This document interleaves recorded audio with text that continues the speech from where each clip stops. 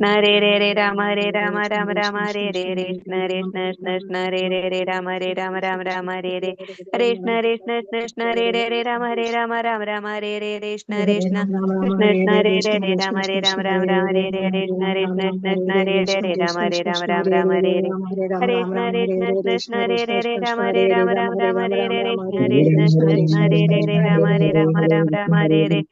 കൃഷ്ണ ഹരേ കൃഷ്ണ കൃഷ്ണ കൃഷ്ണ ഹരേ രേ രേ രാമ ഹരേ രാമ രാമ രാമ ഹരേ രേ രേ കൃഷ്ണ ഹരേ കൃഷ്ണ കൃഷ്ണ കൃഷ്ണ ഹരേ രേ രേ രാമ ഹരേ രാമ രാമ രാമ ഹരേ രേ ഹരേ കൃഷ്ണ ഹരേ കൃഷ്ണ കൃഷ്ണ കൃഷ്ണ ഹരേ രേ രേ രാമ ഹരേ രാമ രാമ രാമ ഹരേ രേ ഹരേ കൃഷ്ണ ഹരേ കൃഷ്ണ കൃഷ്ണ കൃഷ്ണ ഹരേ രേ രേ രാമ ഹരേ കൃഷ്ണ. ഓം അജ്ഞാനതിമിരാന്ധസ്യ ജ്ഞാനാഞ്ജനശലാകയാ ചക്ഷുരുന്മീലിതം യേന തസ്മൈ ശ്രീഗുരവേ നമഃ. ശ്രീചൈതന്യമനോഭീഷ്ടം സ്ഥാപിതം യേന ഭൂതലേ സ്വയം രൂപ കഥാ മഹ്യം ദദാന്തി സ്വപദാന്തികം. വന്ദേഹം ശ്രീഗുരോ ശ്രീയുതപദകമലം ശ്രീഗുരും വൈഷ്ണവാം ച. ശ്രീരൂപം സാഗ്രജാതം സഗണരഘുനാഥാനിധം തം സജീവം സാദ്വൈതം സാവധൂതം പരിജനസഹിതം ശ്രീകൃഷ്ണചൈതന്യദേവം ശ്രീരാധാകൃഷ്ണപാദാൻ സഗണലളിത ശ്രീവിശാഖാനിധം ഹേ കൃഷ്ണ കരുണാ സിന്ധോ ദീനബന്ധോ ജഗത്പദേ ഗോപേശ ഗോപികാ കാന്ത രാധാ കാന്ത നമോസ്തുതേ തപ്ത കാഞ്ചന ഗൗരാംഗീ രാധേ വൃന്ദാവനേശ്വരി വൃഷഭാനുസുതേ ദേവി പ്രണമാമി ഹരിപ്രിയേ. വാഞ്ചാകൽപതരൂഭ്യശ്ച കൃപാ സിന്ധുഭ്യേവ ച പതിതാനാം പാവനേഭ്യോ വൈഷ്ണവേഭ്യോ നമോ നമഃ. നമാം വിഷ്ണുപാദായ കൃഷ്ണപ്രേഷ്ഠായ ഭൂതലേ ശ്രീമതേ ഭക്തിവേദാന്ത സ്വാമിൻ ഇതി നാമിനേ. നമസ്തേ സാരസ്വതേ ദേവേ ഗൗരവാണി പ്രചാരിണേ നിർവിശേഷ ശൂന്യവാദി പാശ്ചാത്യദേശധാരിണേ. നമാം വിഷ്ണുപാദായ കൃഷ്ണപ്രേഷ്ഠായ ഭൂതലേ ശ്രീമതേ ജയപതാക സ്വാമിൻ ഇതി നാമിനേ. നമാചാര്യപാദായ നിതായ കൃപപ്രദായിനേ ഗൗരകഥാദാമതായ നഗരഗ്രാമധാരിണേ. ജയോ ശ്രീകൃഷ്ണ ചൈതന്യ പ്രഭോ നിത്യാനന്ദ ശ്രീ അദ്വൈത ഗദാധര ശ്രീവാസാദി ഗൗരഭക്തവൃന്ദ. ഹരേ കൃഷ്ണ കൃഷ്ണ കൃഷ്ണ ഹരേ ഹരേ ഹരേ രാമ രാമ രാമ ഹരേ ഹരേ. ഹരേ കൃഷ്ണ. ശ്രീ രാധാ ഗോവിന്ദ് ടെമ്പിളിന്റെ കീഴിലുള്ള ഭഗവത്ഗീത പഠനത്തിലേക്ക് എല്ലാവർക്കും സ്വാഗതം. ഇന്ന് നമ്മൾ ഭക്തി യോഗം തുടങ്ങുകയാണ്. അപ്പൊ ആദ്യത്തെ 6 അധ്യായമാണ് ഭഗവത്ഗീതയിലെ ആദ്യത്തെ 6 അധ്യായങ്ങളാണ് ജ്ഞാനയോഗം എന്നറിയപ്പെടുന്നത്. ഇനി 7ാമത്തെ അധ്യായം മുതൽ 12ാമത്തെ അധ്യായം വരെയാണ് ഭക്തിയോഗം. അത് കഴിഞ്ഞിട്ട് വരുന്നതാണ് ജ്ഞാനയോഗം എന്ന് പറയുന്നത് കേട്ടോ. പക്ഷെ ഇവിടെ പറയുന്നത് എന്താണ്? വിജ്ഞാന യോഗമാണ് ഇവിടെ നമ്മൾ ഇനി പഠിക്കാൻ പോകുന്നത്. അപ്പൊ നമ്മള് കഴിഞ്ഞ അധ്യായത്തില് എങ്ങനെയാണ് അവസാനിപ്പിച്ചത്? കഴിഞ്ഞ അധ്യായത്തില് എന്തിനെ കുറിച്ചാണ് നമ്മൾ പഠിച്ചത്? ഹരേ കൃഷ്ണ, ആർക്കെങ്കിലും പറയാൻ സാധിക്കുമോ? ഹരേ കൃഷ്ണ. കഴിഞ്ഞ അധ്യായത്തിൽ എന്തിനെ കുറിച്ചാണ് പഠിച്ചേ? അഷ്ടാംഗ യോഗ ആണ് പഠിച്ചത് അല്ലെ? അഷ്ടാംഗ യോഗ പറഞ്ഞു കഴിഞ്ഞിട്ട് പറഞ്ഞു അത് വളരെ ബുദ്ധിമുട്ടാണ്. നമ്മളുടെ ഈ കലിയുഗത്തിലെന്ന് പറയുന്നത് നമ്മുടെ ആയുസ് എന്ന് പറയുന്നത് വളരെ കുറവാണ് അല്ലെ? അപ്പൊ അത്രയും കുറഞ്ഞ ഒരു ആയുസ് വെച്ച് കഴിഞ്ഞിട്ട് ആ സമാധി ലെവലിൽ എല്ലാ ഇന്ദ്രിയങ്ങളെയും പൂർണ്ണമായും നിയന്ത്രിച്ചുകൊണ്ട് പൂർണ്ണമായും ഭഗവാനെ ചിന്തിച്ചുകൊണ്ടിരിക്കുന്ന ഒരു ലെവൽ, അതായത് പുറത്ത് ബാഹ്യലോകമായിട്ട് ഒരു ബന്ധവും ഇല്ലാണ്ട് അങ്ങനത്തെ ഒരു ലെവലിൽ വരിക എന്ന് പറയുന്നത് ഈ ഒരു ജന്മത്തിൽ അത്ര എളുപ്പമല്ല. കാരണം ഇത് നമ്മൾക്ക് ഈ ധ്യാനയോഗം അല്ലെങ്കിൽ അഷ്ടാംഗ യോഗം ഒക്കെ പറഞ്ഞിരുന്നത് സത്യയുഗത്തിലാണ്. സത്യയുഗത്തിലെ ആൾക്കാരുടെ ആയുസ് എന്ന് പറയുന്നത് എത്രയായിരുന്നു? 1,00,000 വർഷമായിരുന്നു. അപ്പൊ അവർക്ക് അതിനുള്ള സാവകാശം ഉണ്ടായിരുന്നു ആ ലെവലിലേക്ക് എത്താനുള്ളത്. നമ്മൾക്ക് ആയുസ് വളരെ കുറവാണ് അല്ലെ? അപ്പൊ അത് കാരണം കൊണ്ട് അത് ബുദ്ധിമുട്ടാണ് എന്ന് പറഞ്ഞു. അപ്പോ അതുകൊണ്ട് എന്താണ് ഏറ്റവും അവസാനത്തെ ശ്ലോകത്തില് പറഞ്ഞത്? ഭഗവാൻ പറഞ്ഞത് പൂർണ്ണ വിശ്വാസത്തോടെ യോഗീനാമപി സർവേഷാം മദ്ഗതേനാന്തരാത്മന ശ്രദ്ധാവാൻ ഭജതേ യോ മാം സമേ യുക്തതമോ മതഃ എന്നാണ് പറഞ്ഞത്. പൂർണ്ണ വിശ്വാസത്തോടെ എപ്പോഴും എന്നിൽ തന്നെ നിലകൊള്ളുകയും എന്നെ തന്നെ ധ്യാനിച്ചുകൊണ്ട് പ്രേമപൂർവ്വം എന്റെ ദിവ്യ സേവനത്തിൽ ഏർപ്പെടുകയും. അപ്പൊ എന്താ പറഞ്ഞു തന്നത്? ഏറ്റവും ഉത്കൃഷ്ടമായ മാർഗം, ഏറ്റവും ഷോർട്ട് കട്ട് ആയിട്ടുള്ള മാർഗം. നമ്മൾ പറഞ്ഞു അല്ലെ, മറ്റേത് സ്റ്റെപ്പ് കയറി പോകുന്ന മാതിരിയാണ്, ഇതെന്താണ് ലിഫ്റ്റിലും ഭഗവാന്റെ അടുത്തെത്തണ മാതിരിയാണ്, വളരെ എളുപ്പത്തില്. അപ്പൊ അങ്ങനെ ചെയ്യാന്നുള്ളത് എന്താണ് ആ മാർഗം എന്ന് പറഞ്ഞത്? ഭക്തിയുടെ സേവനങ്ങൾ ചെയ്യുക. അതെങ്ങനെ? പൂർണ്ണ വിശ്വാസത്തോടു കൂടിയും എപ്പോഴും ഭഗവാനെ ധ്യാനിച്ചുകൊണ്ടും. അതിന് നമ്മൾ ഉദാഹരണം പറഞ്ഞു അല്ലേ, ഒരു അമ്മ കുട്ടിയെ ധ്യാനിക്കുന്നത് പോലെ നമ്മൾക്ക് ഭഗവാനെ മനസ്സിൽ വരാൻ സാധിക്കണം എന്നുള്ളതാണ് നമ്മൾ പറഞ്ഞു നിർത്തിയത് അല്ലെ? അപ്പൊ ഇനി ഈ അധ്യായത്തിൽ നമ്മൾ എന്താ പറയണെന്നുണ്ടെങ്കിൽ വിജ്ഞാന യോഗം എന്നാണ് ഈ അധ്യായത്തിന്റെ പേര് തന്നെ. എന്ന് പറഞ്ഞാൽ എന്താണ്? അറിവ്. അപ്പൊ യഥാർത്ഥ അറിവ് എന്ന് പറയുന്നത് ഭഗവാനെ കുറിച്ചുള്ള അറിവാണ് അല്ലെ? വിജ്ഞാനം എന്ന് പറഞ്ഞാൽ എന്താണ്? ജ്ഞാനവും വിജ്ഞാനവും തമ്മിലുള്ള വ്യത്യാസം എന്താണ്? ആർക്കെങ്കിലും പറയാൻ സാധിക്കുമോ? ഹരേ കൃഷ്ണ. വിജ്ഞാനം പ്രാക്ടിക്കല്. പ്രാക്ടിക്കലായിട്ട് നമ്മൾ ചെയ്യണം. അതെ, നമ്മള് അതായത് ജ്ഞാനം, അറിവ് നമ്മൾ സമ്പാദിക്കുന്നത് തിയററ്റിക്കൽ ആയിട്ടായിരിക്കാം. ഇപ്പോ നമ്മൾക്കറിയാം, നമ്മൾ പറഞ്ഞു, നമ്മൾ സയൻസിൽ പഠിക്കുകയാണ്, ഹൈഡ്രജനും ഓക്സിജനും കൂടി ചേർന്ന് കഴിഞ്ഞാൽ വെള്ളം ഉണ്ടാവും നമ്മൾ പറയാണ് അല്ലെ. അപ്പൊ നമ്മൾക്ക് വെള്ളം മാത്രമാണ് നമ്മൾ കണ്ടു പഴകിയിട്ടുള്ളൂ. അതിനുള്ളിൽ ഹൈഡ്രജൻ ആണോ ഓക്സിജൻ ആണോ അത് എത്ര പ്രൊപ്പോർഷനിലാണെന്നൊന്നും നമ്മൾക്ക് അറിയില്ല അല്ലെ. അപ്പൊ നമ്മളത് പ്രാക്ടിക്കലായിട്ട് ചെയ്ത് നോക്കുകയാണ്. 2 പ്രൊപ്പോർഷൻ ഹൈഡ്രജൻ എടുത്ത് പിന്നെ ഓക്സിജൻ എടുത്ത് ചെയ്ത് നോക്കുമ്പോൾ വെള്ളം വന്നു കഴിയുമ്പോൾ നമ്മൾക്ക് ഉറപ്പായി എന്തെന്ന്, ഓ ഇത് കറക്റ്റ് ആണ്, ഹൈഡ്രജനും ഓക്സിജനും 2:1, അതായത് 2:1 എന്നുള്ള പ്രൊപ്പോർഷനിൽ ചേർന്ന് കഴിഞ്ഞാൽ വെള്ളം ഉണ്ടാവും എന്നുള്ളത് നമ്മൾക്ക് മനസ്സിലാവും അല്ലെ. അങ്ങനെ പ്രാക്ടിക്കലായിട്ട് നമ്മൾ ചെയ്ത് അതിന്റെ അനുഭവം ലഭിക്കുന്നതിനാണ് വിജ്ഞാനം എന്ന് പറയുന്നത് കേട്ടോ.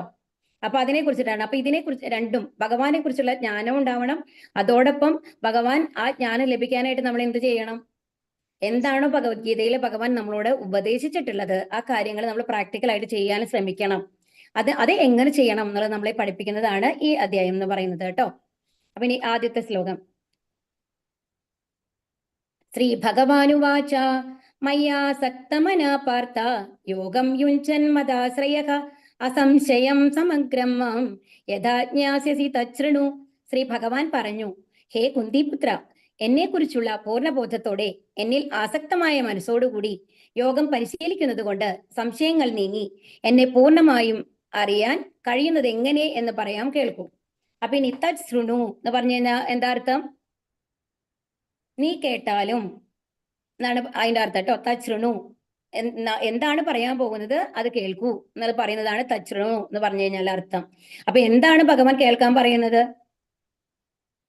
എന്നെ കുറിച്ചുള്ള പൂർണ്ണബോധത്തോടെ. അപ്പൊ ഭഗവാനെ കുറിച്ചിട്ട് നമുക്ക് ആദ്യം തന്നെ എന്തുണ്ടാവണം, പൂർണ്ണബോധം ഉണ്ടാവണം. ആരാണ് ഭഗവാൻ എന്നുള്ളത് നമ്മൾ അറിയണം അല്ലെ. നമ്മള് ശരിക്കും പറഞ്ഞു കഴിഞ്ഞാൽ 3, ഇത് ശരിക്കും അടുത്ത ലെവലിൽ വരുന്നതാണ്. നമ്മൾ ഭഗവാനെ കുറിച്ച് അറിയാം. നമ്മൾ പറഞ്ഞു നമ്മൾ ഭഗവാനെ കുറിച്ച് മറന്നു പോയിരിക്കുകയാണ്. അതുകൊണ്ടാണ് നമ്മൾ ഭൗതിക കാര്യങ്ങളിലൊക്കെ ഇത്രയും ആകർഷകരായിട്ട് നമ്മൾ എന്തിലാണ് മുഴുകിക്കൊണ്ടിരിക്കുന്നത്? നമ്മളുടെ ഫാമിലി അല്ലെ, നമ്മളുടെ സ്വത്തുക്കൾ, അതൊക്കെ എങ്ങനെ വലുതാക്കാം, എങ്ങനെ നമ്മളെ ഫാമിലിയെ സന്തോഷമാക്കി വെക്കാം, കുടുംബത്തെ എങ്ങനെ സന്തോഷമാക്കി വെക്കാം, അതിലൊക്കെയാണ് നമ്മൾ വ്യഗ്രത കാണിക്കുന്നത് അല്ലെ. അതിലാണ് നമ്മൾ മുഴുകിക്കൊണ്ടിരിക്കുന്നത്. അപ്പോ ഇവിടെ എന്താണ് പറയുന്നത് എന്നുണ്ടെങ്കിൽ, ഭഗവാനെ കുറിച്ചുള്ള പൂർണ്ണബോധം എങ്ങനെയാണ് നമ്മൾക്ക് ലഭിക്കുക? ആ ഭഗവാനുമായിട്ടുള്ള ബന്ധം എന്താണെന്ന് അറിയണം നമ്മൾ ആദ്യം തന്നെ. അതിനെയാണ് സംബന്ധ എന്ന് പറയുക കേട്ടോ. അപ്പൊ എന്നെ കുറിച്ചുള്ള പൂർണ്ണബോധത്തോടെ എന്നിൽ ആസക്തമായ മനസ്സോടുകൂടി, അപ്പൊ ഭഗവാനോട് ഇഷ്ടം ഉണ്ടാവണം. ഒരു കാര്യത്തിനെ കുറിച്ചിട്ട് നമ്മൾ അറിയാനായിട്ട് എപ്പോഴാണ് ശ്രമിക്കുക? ഹരേ കൃഷ്ണ.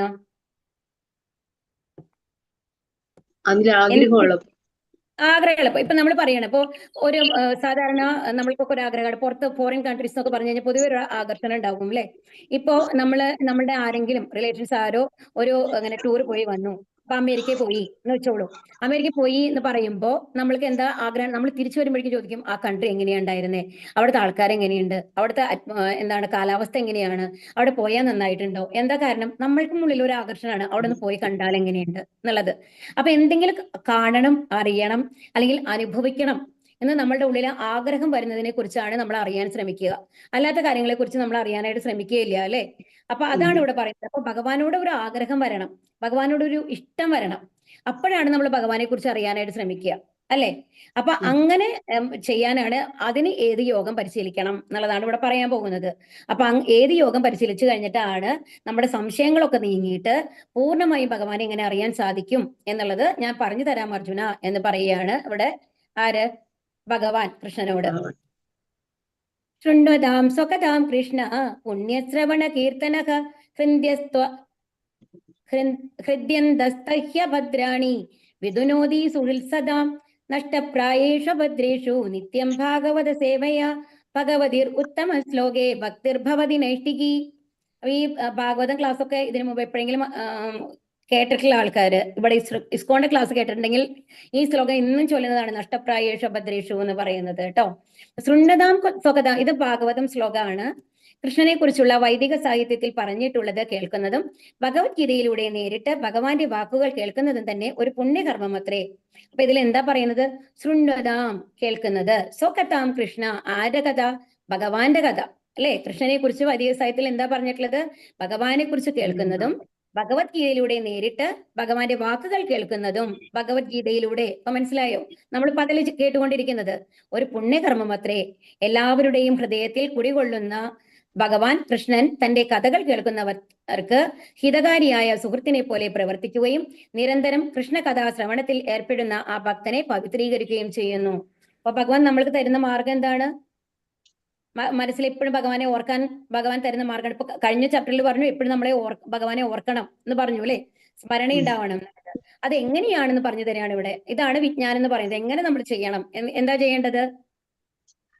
ഭഗവത്ഗീതയിലൂടെ ഭഗവാന്റെ വാക്കുകൾ കേൾക്കുക, അതായത് ഭഗവത്ഗീത പഠിക്കുക. പിന്നെ എന്താണ്? എല്ലാവരുടെയും ഭഗവാന്റെ ലീലകളെ കുറിച്ച് കേൾക്കുക അല്ലെ, ഭഗവാന്റെ കേൾക്കുക. പിന്നെ ഇവിടെ എന്താ പറയുന്നത്? എല്ലാവരുടെയും ഹൃദയത്തിൽ കൂടി കൊള്ളുന്ന ഭഗവാൻ നമ്മൾ പറഞ്ഞിട്ടുണ്ട് അല്ലെ. സർവസ്യ ജാഗം ഹൃദി സന്നിവിഷ്ടോ എന്ന് പറഞ്ഞിട്ടുള്ള ശ്ലോകം ഉണ്ട്. അതിലെന്താ പറയണെന്നുണ്ടെങ്കിൽ എല്ലാവരുടെയും ഹൃദയത്തിൽ ഞാൻ നിലകൊള്ളുന്നുണ്ട്. അത് ഇനി വരും കേട്ടോ, ഇനി അടുത്ത ഒരു ചാപ്റ്ററിൽ വരും. സർവസ്യ ചാഹം ഹൃദി സന്നിവിഷ്ടോ മൊത്ത സ്മൃതി ജ്ഞാനം അബോഹനം ച എന്ന് പറഞ്ഞിട്ട് ഒരു ശ്ലോകം ഉണ്ട്. അത് ഇനി വരും, അത് അപ്പൊ നമ്മൾക്ക് പഠിക്കാം. അപ്പൊ എല്ലാവരുടെയും ഹൃദയത്തിൽ കുടികൊള്ളുന്ന ഭഗവാൻ കൃഷ്ണൻ തന്റെ കഥകൾ കേൾക്കുന്നവർക്ക് ഹിതകാരിയായ സുഹൃത്തിനെ പോലെ പ്രവർത്തിക്കുകയും, അപ്പൊ അവരുടെ അടുത്ത് ഭഗവാൻ എങ്ങനെ പ്രവർത്തിക്കുന്നതാണ് പറഞ്ഞത്? ഒരു സുഹൃത്താവും. നമ്മൾക്ക് ഭഗവാനെ ഒരു സുഹൃത്താക്കണ്ടേ? വേണം അല്ലെ. അപ്പൊ നിരന്തരം കൃഷ്ണ കഥാശ്രവണത്തിൽ ഏർപ്പെടുന്ന ആ ഭക്തനെ പവിത്രീകരിക്കുകയും ചെയ്യുന്നു. അതോടൊപ്പം എന്താ ഉണ്ടാവുന്നത്? നമ്മൾ പറഞ്ഞു, നമ്മൾ ഏതൊക്കെയോ തെറ്റുകളൊക്കെ ചെയ്തു കഴിഞ്ഞിട്ടാണ് ഇപ്പോഴും ഈ ലോകത്തിരിക്കുന്നത്. അല്ലെങ്കിൽ നമ്മൾ എവിടെയാ ഉണ്ടാവേണ്ടത്? നമ്മൾ അല്ലെങ്കിൽ എവിടെയാ ഉണ്ടാവേണ്ടേ? ഭഗവാന്റെ അടുത്ത്, ഭഗവാന്റെ ആത്മീയ ലോകത്താണ് ഉണ്ടാവേണ്ടത് അല്ലെ. പക്ഷെ നമ്മൾ എന്തുകൊണ്ടാണ് ഇവിടെ ഉള്ളത്? നമ്മൾ ഒരുപാട് തെറ്റുകൾ ചെയ്തിട്ടുണ്ട് അല്ലെ. അപ്പൊ അത് കാരണം കൊണ്ടാണ് ഇവിടെ ഇപ്പോഴും ഉള്ളത്. അപ്പൊ ഭഗവാൻ എന്താ ചെയ്യുന്നത്? ആ തെറ്റുകളെയെല്ലാം പൊറുത്തുകൊണ്ട്, നമ്മുടെ കുറ്റങ്ങളെയെല്ലാം ക്ഷമിച്ചുകൊണ്ട് നമ്മളുടെ മനസ്സിനെ ശുദ്ധീകരിക്കുന്നു. ഈ തെറ്റ് ചെയ്യാൻ വിധത്തിൽ നമ്മളെ മാറ്റുകയാണ് ചെയ്യുന്നത്. അതാണ് വ്യത്യാസം. ഇപ്പൊ നമ്മളോട് ക്ഷമിച്ചിട്ട് കാര്യമില്ലല്ലോ. നമ്മൾ ഓരോ തവണ നമ്മളോട് ക്ഷമിച്ചു. ഇപ്പൊ നമ്മൾ കാണാം, ജയിലിൽ പോണ കുറെ ആൾക്കാരൊക്കെ ഉണ്ടാവും. ഒരു തവണ എന്തെങ്കിലും ഇത് നടത്തി, ഏതെങ്കിലും വീട്ടിൽ കളവ് നടത്തി എന്ന് പറഞ്ഞിട്ട് അയാളെ പിടിച്ചിട്ട് കൊണ്ടുപോയി. അത് കഴിഞ്ഞ് 2-3 മാസം ജയിലിലിടുന്നു. അയാൾ വീണ്ടും വരുന്നു. വീണ്ടും കാണും അയാൾ വേറെ എവിടെയെങ്കിലും ഇതുമാതിരി കളവ് നടത്തി കഴിഞ്ഞിട്ട് 1 മാസത്തിൽ വീണ്ടും പോകും. അങ്ങനത്തെ ഒരു ഇതുകൊണ്ട് കാര്യമില്ല. നമ്മൾ വീണ്ടും വീണ്ടും തെറ്റുകൾ ആവർത്തിക്കുകയാണെന്നുണ്ടെങ്കിൽ അതിനൊരു പരിഹാരമില്ല അല്ലെ. അപ്പൊ അതിന് പകരം ഭഗവാൻ ഇവിടെ എന്താ ചെയ്യുന്നത്? ഇനി ഒരു തെറ്റ് നമ്മൾ ചെയ്യില്ല എന്നുള്ള ഒരു അവസ്ഥയിലേക്ക് നമ്മളെ കൊണ്ടുവരികയാണ് ചെയ്യുന്നത്. അപ്പൊ കൃഷ്ണകഥാ ശ്രവണത്തിൽ ഏർപ്പെടുന്ന ഒരു ഭക്തന്റെ ഗുണം എന്താണ്? നമ്മൾ പരിശുദ്ധരായി തീരുകയാണ്. ഒരിക്കലും തെറ്റ് ചെയ്യാത്ത അവസ്ഥയിലേക്ക് മാറുകയാണ് ചെയ്യുന്നത്. എപ്പോഴും ഭഗവാന്റെ സ്മരണയിൽ മാറുകയാണ് ചെയ്യുന്നത്. അങ്ങനെ തന്നിൽ ഉറങ്ങിക്കിടന്നിരുന്ന അതീന്ദ്രിയ ജ്ഞാനം ഭക്തനിൽ തനിയെ വളർന്നു വരും. അപ്പൊ നമ്മൾ മറന്നുപോയതാണ്. നമ്മൾക്ക് അറിയാം ഭഗവാന്റെ സൃഷ്ടികളാണ് നമ്മൾ എന്നുള്ളത്. നമ്മളുടെ ആത്മാവ് എന്ന് പറയുന്നത് എന്താണെന്ന് പറഞ്ഞത്? ഭഗവാന്റെ അംശമാണ്. അവിടെ മറവിയില്ല. ആത്മാവിന് ശരിക്കും മറവിയില്ല. പക്ഷെ ആത്മാവിന് ഇപ്പൊ എന്താണ് മൂടിയിരിക്കുന്നത്? എന്താ മൂടിയിരിക്കണേ? എന്ത് കാരണം കൊണ്ട് നമ്മൾ മറന്നു പോകാൻ കാരണം? അജ്ഞത. മായ. 3 ഗുണങ്ങൾ എന്ന് പറഞ്ഞു അല്ലെ. ഏത് ഗുണങ്ങളൊക്കെയാ? സത്വഗുണം, രജോഗുണം, തമോഗുണം. ഈ 3 ഗുണങ്ങളും നമ്മളെ മൂടി കഴിഞ്ഞിരിക്കുകയാണ്. അതുകൊണ്ടാണ് നമ്മൾ ഭഗവാനെ മറന്നിരിക്കുന്നത്. അപ്പൊ എന്താ ഉണ്ടാവണമെങ്കിൽ ശരിക്കും നമ്മുടെ ഹൃദയത്തിൽ വന്നു കഴിഞ്ഞിട്ട് ഭഗവാൻ ഉണ്ടെന്ന് പറഞ്ഞു അല്ലെ. അങ്ങനെയാണെങ്കിൽ നമ്മൾ കണ്ണടയ്ക്കുമ്പോ കാണണ്ടേ ഭഗവാനെ? നമ്മൾക്ക് കാണാൻ സാധിക്കുന്നില്ല. എന്തുകൊണ്ടാണ്? അവിടെ നമ്മളുടെ ആ ഭഗവാനും നമ്മളുടെ ആ കാഴ്ചയ്ക്കും ഇടയിൽ വന്നു കഴിഞ്ഞിട്ട് ഈ 3 പ്രകൃതി ഗുണങ്ങള് ഒരു കറുത്ത ആവരണം മാതിരി മൂടിയിരിക്കുകയാണ് എന്നാണ് പറയുന്നത്. അപ്പൊ ആ ആവരണത്തിനെ മാറ്റണം. നമ്മൾ പറഞ്ഞല്ലേ, ഇതിനു മുമ്പ് നമ്മൾ പഠിച്ചു, പൊടി മൂടിയ കണ്ണാടി എന്ന് പറയുമ്പോൾ തുടച്ച് ക്ലീൻ ആക്കി കഴിഞ്ഞ് കഴിഞ്ഞാൽ നമ്മുടെ അപ്പുറത്തുള്ള റിഫ്ലക്ഷനെ കറക്റ്റ് ആയിട്ട് കാണാം.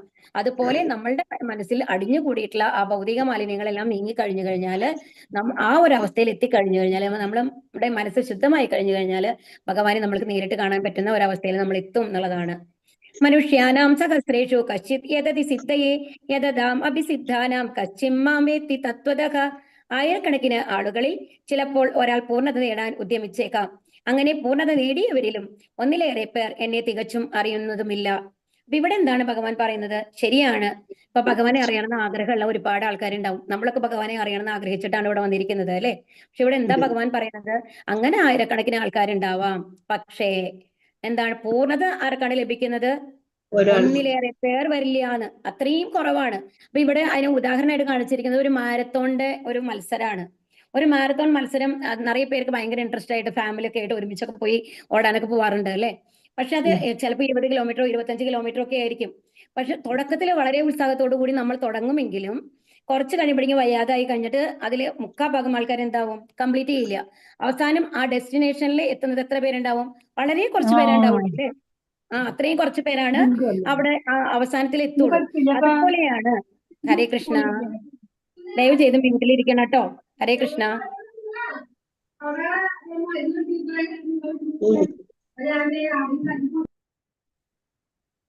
ഹരേ കൃഷ്ണ. അപ്പൊ ആയിരക്കണക്കിന് ആൾക്കാരിൽ വളരെ കുറച്ച് പേര് മാത്രമാണ് എവിടേക്ക് എത്തുള്ളൂ, അതിന്റെ പൂർണ്ണതയിലേക്ക് എത്തുള്ളൂ. അതുപോലെ തന്നെയാണ് ഭഗവാനെ കുറിച്ച് അറിയാൻ ശ്രമിച്ചു കഴിഞ്ഞു കഴിഞ്ഞാലും അവസാനത്തിൽ എത്തുന്നത് വളരെ കുറച്ച് പേരാണ് ഉണ്ടാവുള്ളൂ എന്നുള്ളതാണ്.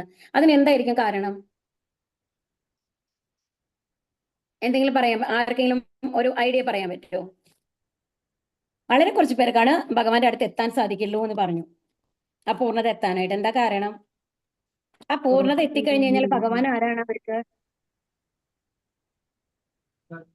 അർജുനന് ഭഗവാൻ എങ്ങനെയായിരുന്നു? സുഹൃത്തായിരിക്കും. ആ സുഹൃത്താണ്. അർജുനന്റെ ആരായിട്ടാണ് കുരുക്ഷേത്രത്തിൽ ഉണ്ടായിരുന്നത് ഭഗവാൻ? ഗുരുവായിരിക്കും. ഗുരു പോട്ടെ, അത് ഭഗവത്ഗീത ഉപദേശിക്കുമ്പോഴല്ലേ. അതിനു മുമ്പ് സാരഥി അല്ലേ, തേരാളിയായിട്ടാണ് ഉണ്ടായിരുന്നത്, പാർത്ഥസാരഥി. അപ്പൊ ശുദ്ധഭക്തനായിട്ടുള്ള ആൾക്കാരെ ഒരു അടിമമാരെയാണ്. അവര് പറയുന്നത് ഭഗവാൻ അനുസരിക്കും എന്നുള്ളതാണ്. യശോദാമയ്ക്ക് എങ്ങനെയായിരുന്നു? യശോദാമ പറയുന്നതൊക്കെ ഭഗവാൻ അനുസരിക്കും അല്ലേ? അങ്ങനെയല്ലേ ഉണ്ടായിരുന്നത്? നന്ദഗോപുരി പറയുന്നത് എല്ലാം അനുസരിച്ചിരുന്നില്ലേ ഭഗവാൻ ആ ബാലലീലയില് അല്ലേ?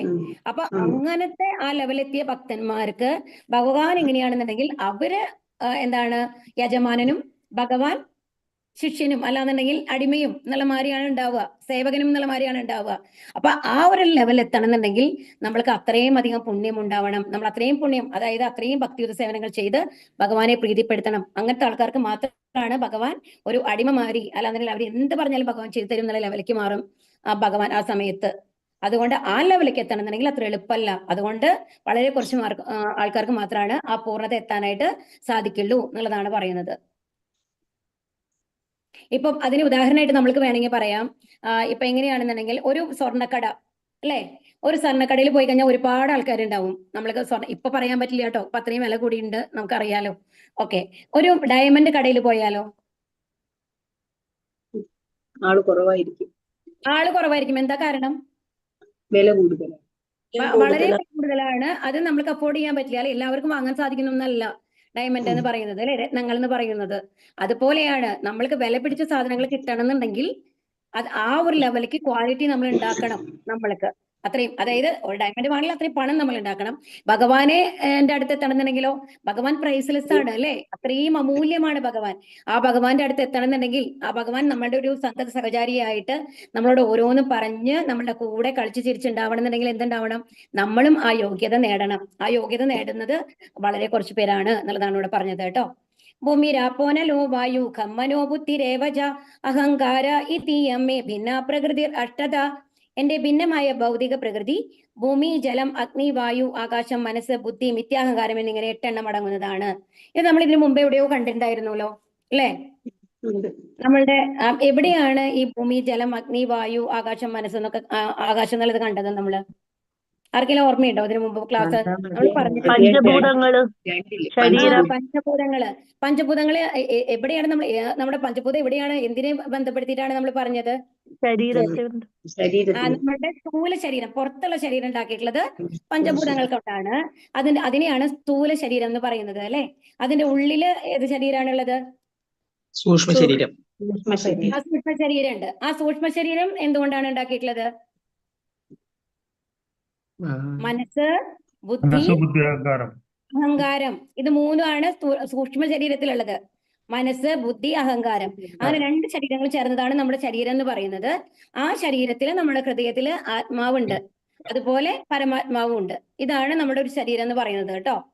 ഒരു ഭൗതിക ശരീരം എന്ന് പറഞ്ഞു കഴിഞ്ഞാൽ ആദ്യം മേലെയുള്ള സ്ഥൂല ശരീരം, അതാണ് ഭൂമി, ജലം, അഗ്നി, വായു, ആകാശം കൊണ്ട് ഉണ്ടാക്കിയിട്ടുള്ളത്. പിന്നെ അതിന്റെ ഉള്ളിലുള്ള സൂക്ഷ്മ ശരീരമാണ് മനസ്സ്, ബുദ്ധി, മിഥ്യാഹങ്കാരം കൊണ്ട് ഉണ്ടാക്കിയിട്ടുള്ളത്. അതിന്റെ ഉള്ളിൽ പിന്നെ നമ്മുടെ ഹൃദയത്തിൽ ആരാണുള്ളത്? ആത്മാവുണ്ട്, അതോടൊപ്പം പരമാത്മാവുണ്ട്. ആത്മാവിന്റെ വലിപ്പം എത്രയാ പറഞ്ഞത്? ഒരു തലമുടി നാരിന്റെ അറ്റത്തിന്റെ 10,000-ൽ ഒരു അംശമാണ് നമ്മളുടെ ആത്മാവിന്റെ വലിപ്പം. നമ്മളുടെ പരമാത്മാവിന്റെ വലിപ്പം എന്ന് പറയുന്നത് നമ്മുടെ തള്ളവരലും നമ്മുടെ ചെറുവിരലും ഇല്ലേ, അതിന്റെ രണ്ടിന്റെയും ആ ഇടയിലുള്ള ഡിസ്റ്റൻസ് എത്രയാണോ അത്രയാണ് ഒരു പരമാത്മാവിന്റെ വലിപ്പം കേട്ടോ. അതാണ് പറയുന്നത്. അപ്പൊ ഇനി ഇവിടെ എന്താ പറയണെന്നുണ്ടെങ്കിൽ